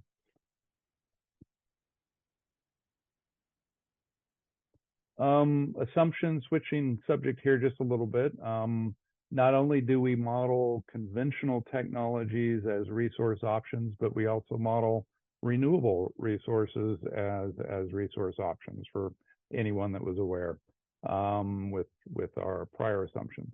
We've got, with regard to utility scale solar PV assets, we're assuming NREL assumptions for a class 5 asset. We have developed these estimates based upon NREL's 2023 ATB. We are aware that the ATB was recently reported or recently released. We are not updating for the 2024 ATB, but we've gone back and compared at a high level to what they're reporting, and we believe that we're closely in alignment, if not conservative, actually, for wind and battery technologies. The ATB 2023, compared to what we did for the IRP, it includes a more gradual cost decline through 2035. It also models a higher capacity factor, though, which brings the average levelized cost that we model for solar PPAs and Encompass down. We're assuming a levelized cost of energy that assumes that the Inflation Reduction Act, the tax credits under that act, will continue through the end of the IRP study period. The 2020, you may recall, we did this for the 2023 IRP. The 2023 ATB, which we're relying on, did actually fade those out in the 2040s, but our review at a high level of the 2024 ATB does show those tax credits continuing through 2050. So justifying really our assumption to continue to model those tax credits through the end of our study. We are modeling the IRA tax credits, by the way, for wind, for solar, and for batteries continuing through the end of the study period. Our capital costs reflect a 10% higher cost adder based upon NREL's benchmark, which they file annually after they file their annual ATB, just to reflect kind of a peek at what their data may look like for the next release of the ATB. For solar, we're modeling production tax credits because that's the lower cost item. And with regard to the tax credits for under a PPA, we're assuming that those tax credits receive about 90% of their credit value, assuming developer of the solar facilities could sell their tax credits at about 90% of their full credit value. Next slide. For onshore wind, we're assuming Class 9 performance characteristics. There was, with the 2023 ATB, there is an increase in the capacity factor. There is a cost decline in 2024 with a shallower cost decline through 2030, but still lower. We model, as we discussed throughout the IRP and testimony, there is no empirical representative solar onshore wind asset in South Carolina. In fact, if you look at what Duke and Dominion are doing, Duke is going through a full-blown study and is not modeling wind until 2031. Dominion is not modeling onshore wind resources at all. Given the uncertainty of cost associated with developing and building and kind of an unknown type of asset onshore in South Carolina, we look to the EPRI TAG estimates for wind installations in the Southeast U.S. and saw that their numbers were about 30% higher, 34% higher than what you might see in the Midwest and Texas, all the way from Texas up to Minnesota. Those resources, fairly open country, relatively easy to install, straight roads, easy to transport and deliver equipment and components. We know that it's going to be tougher in South Carolina, and since there is no good empirical evidence, we know that we have to include something on the cost. And looking at the TAG web for a Southeast project, that's how we came up with the 34%. We also have included an even additional contingency on top of that. This is all spelled out in our IRP assumptions, and we're adopting the same practice for this IRP update. We are modeling production tax credits throughout for the wind assets. They come in lower on a levelized cost of energy than ITC, and again making the same assumptions regarding the sale of the tax credits.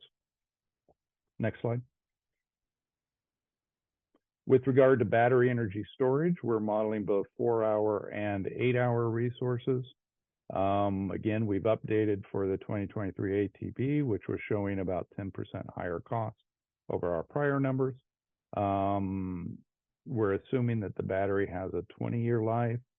We're assuming that 90% of the facility cost is eligible for the investment tax credit under the IRA. And same as we do for solar and wind, we're assuming that the tax credits sell at 90%. Next slide. We put this chart together to give people an idea of when different resources are available, to make sure that people understand and recognize when we're adding assets on the system. We are adding utility scale solar PV as early as 2026. We're installing new battery systems, or allowing the Encompass optimization model to install new batteries as early as 2026. Rainy upgrades are modeled to have a COD in 2028. Aeroderivative turbines can be installed as early as 2028. Onshore wind can be installed as early as 2029. Large frame combined cycles and turbines can be installed in 2031.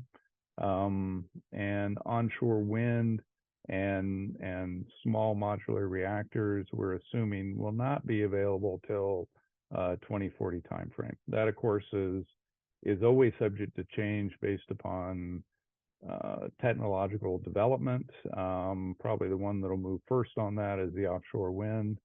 I think when we talk about SMRs, I think everybody would agree we don't necessarily want Santee Cooper to be first mover on Unit 1 on the SMRs. And right now, while the NuScale SMR has received permitting from the NRC, we really don't have any other SMR technologies that are currently available. So given the typical periods of time to get certification from the NRC, to move through the first couple of installations to prove that it's going to be market acceptable, we don't believe that 2040 timeframe is really an adverse assumption. And that might be it. Sorry to go so fast.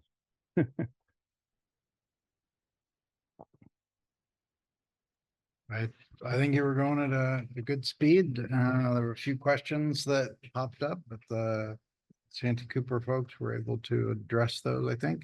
Hamilton's got a question, so hang on just a second, Hamilton.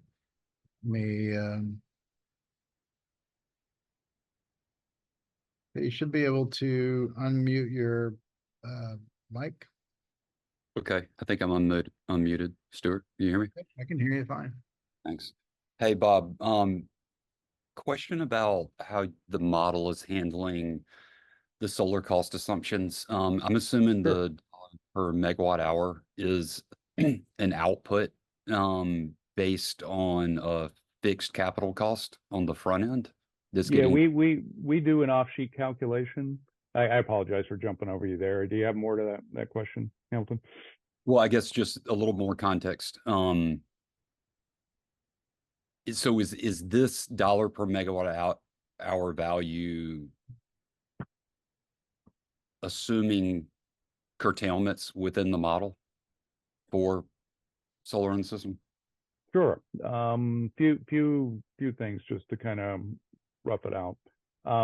This levelized cost projection we do pre-evaluation in Encompass.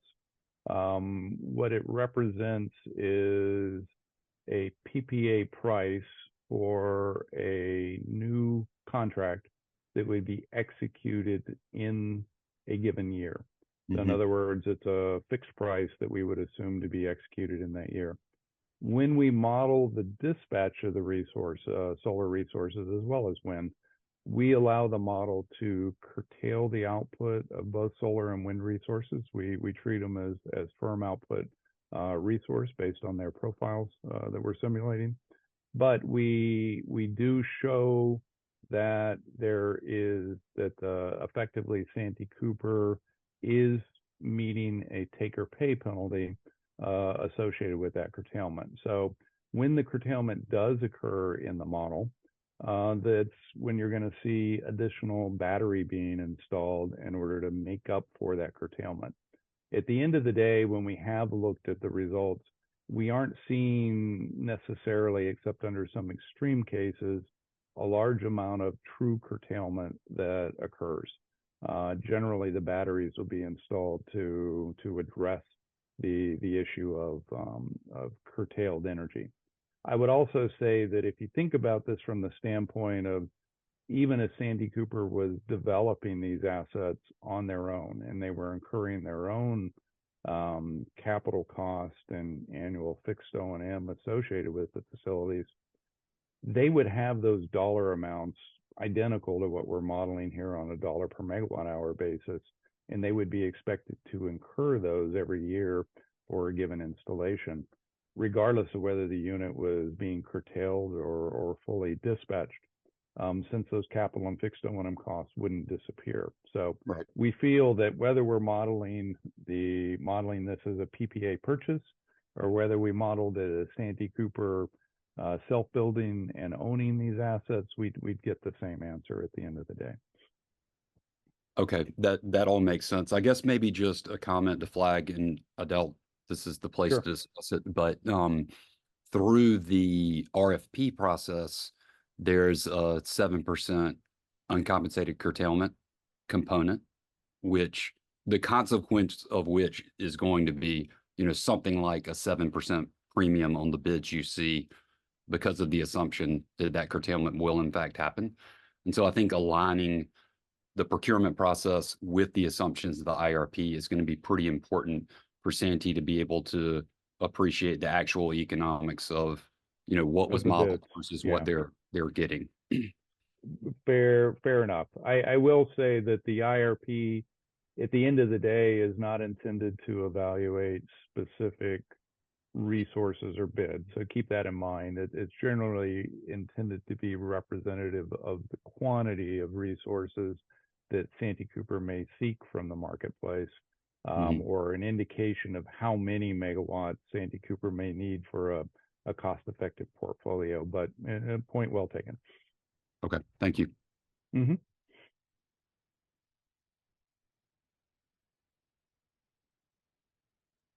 So Bob, there's one other question from David. So they want to know, did you model or plan to model in later IRPs the use of long duration energy storage, examples, pump storage, compressed air storage? Yeah, the two examples you mentioned, pumped hydro and compressed air, we are not aware of a reservoir that could be used for compressed air energy storage, like an underground salt dome, et cetera, that could generally be used by Santee Cooper in its geographic footprint. With regard to pumped hydro, we certainly would be interested in any pumped hydro that was available. But I will say that the pumped hydro facilities, the elevation required that we see in South Carolina, most of those are within the Duke service territory footprint. If those became available, or if there was a new pump storage hydro facility with which Santee Cooper could participate, I think Santee Cooper would take it under consideration. But I think we also have to recognize they'd end up paying point-to-point wheeling on that, which does make that can make that a rather costly endeavor. On top of that, we are not aware of any new sites that could generally be developed, expanded to accommodate a new pumped hydro facility in Santee Cooper's nearby geographic area. We just are not aware of anything in that regard. I will say, for those of you that have traversed the mountains of South and North Carolina, you will quickly figure out that they are fully populated. There's very few areas where there's not a home. especially once you get up into the mountain areas. So it's not necessarily an endeavor that we believe could be undertaken today. And it would have to be likely a site that was identified by multiple utilities, with governmental participation to develop a new pumped hydro facility somewhere in the southeast. Right, but you are, I know from our conversations, as I was looking through the materials, you and Santa Cooper are looking at long duration storage with batteries, iron, Correct. and other technologies, not just not just lithium ion or the current technology. So We are only the two modeling that the he gave foreign. in his example, you're looking at long duration storage, period. We are certainly looking at that, Stuart. I will say that when you start talking about some of the newer technologies, you mentioned iron air, while the technology does look promising, we don't have a whole lot of assumptions on life of those units, the operating costs, performance, et cetera. So we certainly are keeping aware of it and on track. And to the extent that it proves out to be a cheaper alternative than the lithium ion, we'd certainly be interested in that type of technology. Great. So I'm going to go ahead and propose that, we were planning a break when Bob finished, but I'm going to propose we just go ahead and move into Clay's discussion. And it looks like we might end the meeting early. I'm assuming that for most of you, having some time back in your calendar would be appreciated rather than show up as a disappointment. So thanks, Bob. I appreciate that. You're welcome. Thanks, everyone. We'll hand it over to Clay. Hey, thank you, Stuart, and thank you for everyone for participating this afternoon. I'm just going to go through a couple slides to talk about modeling strategy, and then one slide where we'll talk about the EPA 111 GHG rule that informs why we've kind of set up the modeling strategy we have. So next slide. So this slide it's a summary of a high level of the modeling strategy we're planning to utilize for the 2024 update. And as Jane mentioned earlier, the update is really meant to be a study where we look at the impacts of the 2023 IRP based on current market conditions. And so if you go down that first box there, we're going to update the commission on the changes to market conditions and assumptions. Bob just went through those. You're going to we're really looking at three portfolios. One portfolio is where we look at the 2023 IRP preferred portfolio, and we study that and see how the new assumptions impact that portfolio.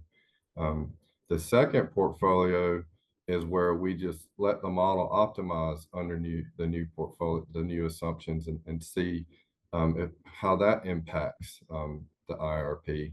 And then the third portfolio is the GHG portfolio, and that's where we're setting up a modeling analysis to understand the GHG case. And I'll go ahead and jump to the bottom here. There's two boxes down there on the bottom, on the left and the middle, the reference case and EPA GHG case.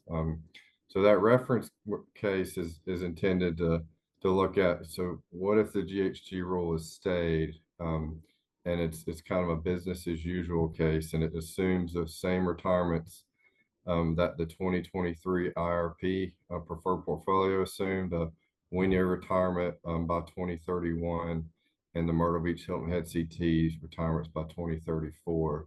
And you flip to the GHG case, and that the GHG case would only apply to that last bullet, the GHG portfolio. The reference case would apply to the first two bullets, 23 IRP and the newly optimized.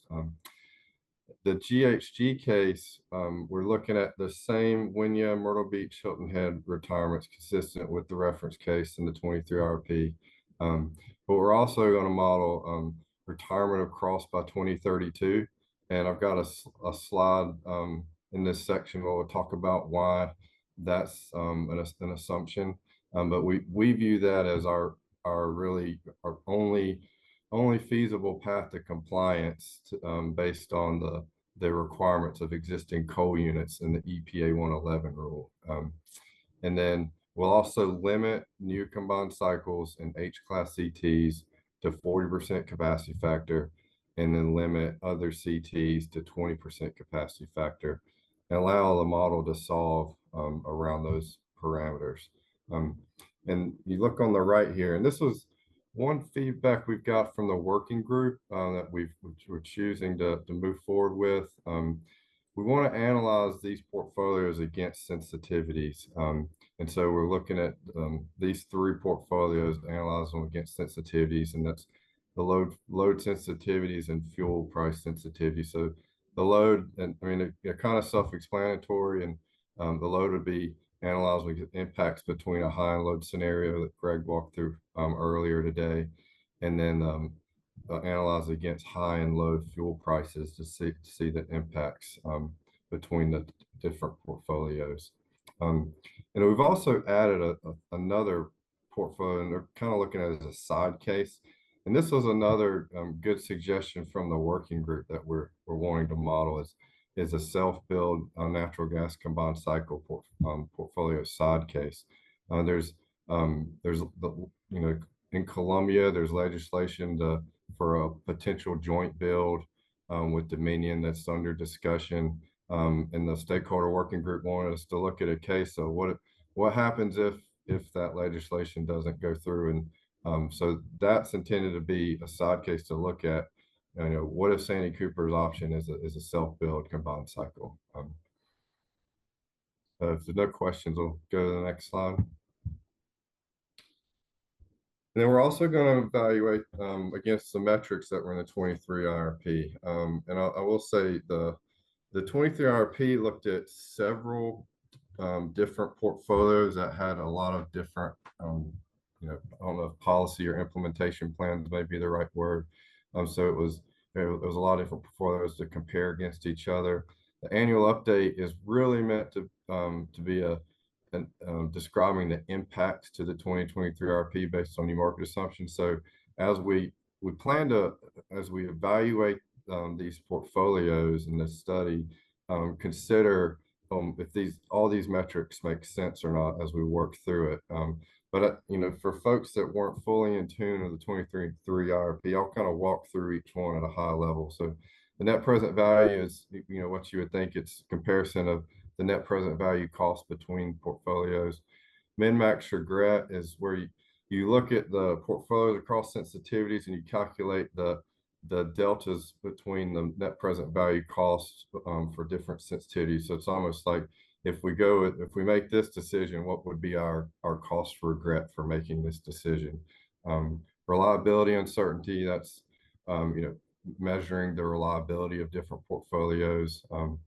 And the fixed cost obligation, that's meant to look at if you have a portfolio, there are certain costs that are there no matter what. So your fixed costs are that are just there whether you dispatch a unit or not. So that's looking at the different fixed cost risks between different portfolios. Fuel cost resiliency, that's kind of self-explanatory, the cost between different fuel price forecasts. CO2 emissions, the CO2 emissions between different portfolios. Generation diversity, that's looking at, when you think of a portfolio and you think about Santee Cooper, we're wanting to diversify our fuel mix, our portfolio away from coal. And that's, generation diversity is just that. It's looking at the portfolio and is there, looking at the fuel diversity and any risk to being too far in one fuel or another. Clean energy, it's looking at the percentage of renewables in a portfolio.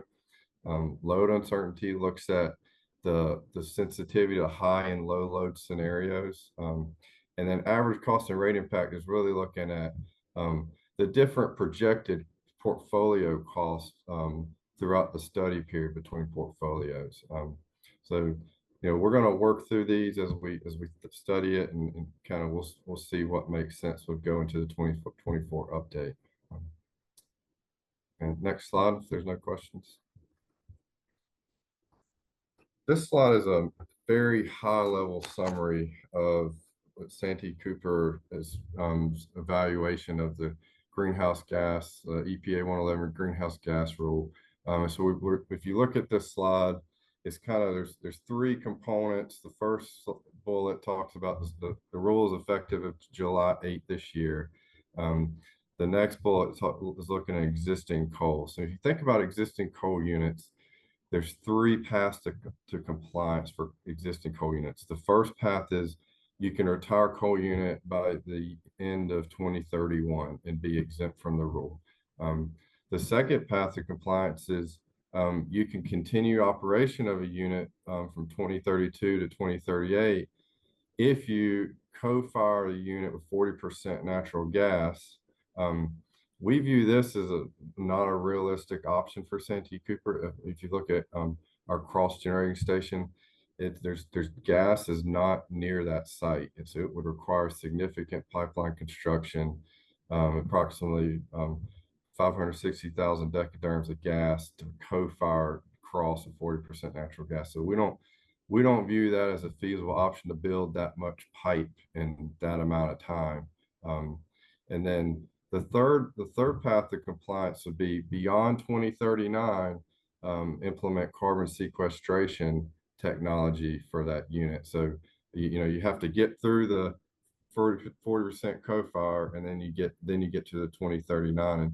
And carbon sequestration is expensive, and South Carolina, especially the low country, doesn't have the geology to store carbon and for sequestration. So we don't view that as a possible way for compliance. So that's why in that modeling strategy slide, we're looking at retirement across by 2031 as our path to compliance in the GHG scenario or portfolio. For the new or reconstructed combustion turbines, there's really three paths to compliance based on the utilization or the emission rate of the turbine. So base load units, which you'd think of normally natural gas combined cycles, you have to limit those to a 40% capacity factor or carbon sequestration by 2032, which we talked about a second ago. It's not really available in South Carolina due to the geology.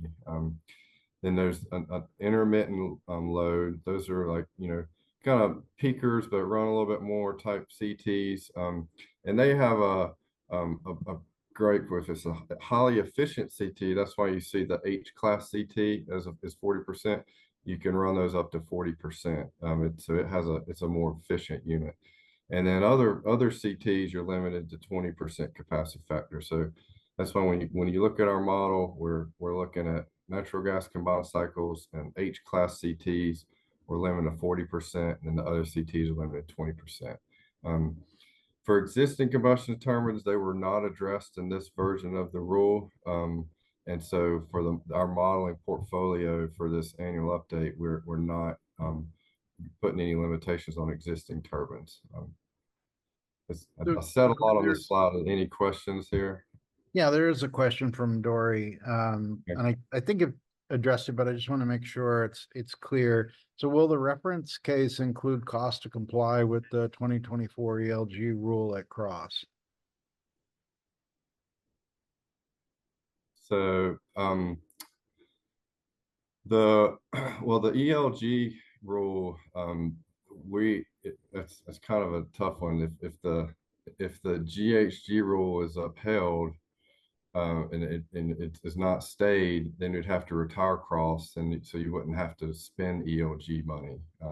If the EPA 111 rule is stayed, and we would want to continue to run Cross, then we would have to spend that money. So it's for modeling analysis, we're not planning to model that cost because it's really we're based on what happens to the GHG rule. We're going to spend that money or not spend that money because we have, we're going to keep Cross running based on the GHG rule. Okay, great. Okay, that's all I had, Stuart. Okay, and I know we got one open question that Bob's working on addressing. Why don't we go ahead to the next section. So I think we're at the point where we're ready to wrap up. I guess the meeting went a little quicker than we'd anticipated. I think the folks answering questions were fairly efficient. I think also there weren't that many questions, and we had left time for quite a few. So I see that Eddie has his hand raised. So let me just see. So Eddie, did you have a question? You should be able to unmute. Yes, and apologies if y'all addressed this earlier because I had to drop off briefly for another call, but I think at the last board meeting, there was a mention of a new joint transmission line with I believe up to 2 neighboring IOUs, and I'm just wondering, is there anything that y'all can say about that? Are we talking about a 500 kV line? Is it likely to be, a regional project or interregional? What can you tell us? Yeah, sorry, Eddie. I actually didn't get to watch that board meeting. I'm not sure what project you're referring to. I apologize. Okay. Jane's jumping on. Yeah, hey, I watched the board meeting, I saw that, but we really, Eddie, I'm sorry, we really don't have the right folks in the room to answer that question. I'm not up to speed on what's behind that, so I'm sorry unless there's somebody in the back room that knows the answer. I don't know if we've got the right folks to answer that. All right. The thing that made me think about it was this kind of thinking through what happens if you have to retire across earlier or not, because I think in the 2023 IRP, the retirement across triggers really significant transmission upgrades, and those I think are premised on replacing all of the cross capacity with the ability to import from neighboring systems. So when I saw talk of working with neighboring utilities on a partly IRA funded joint transmission project, it made me wonder if that's it. Yeah, I don't know, Eddie. We can ask our experts and get back with you on that, Eddie. Thank you. Yeah. Yes, sir.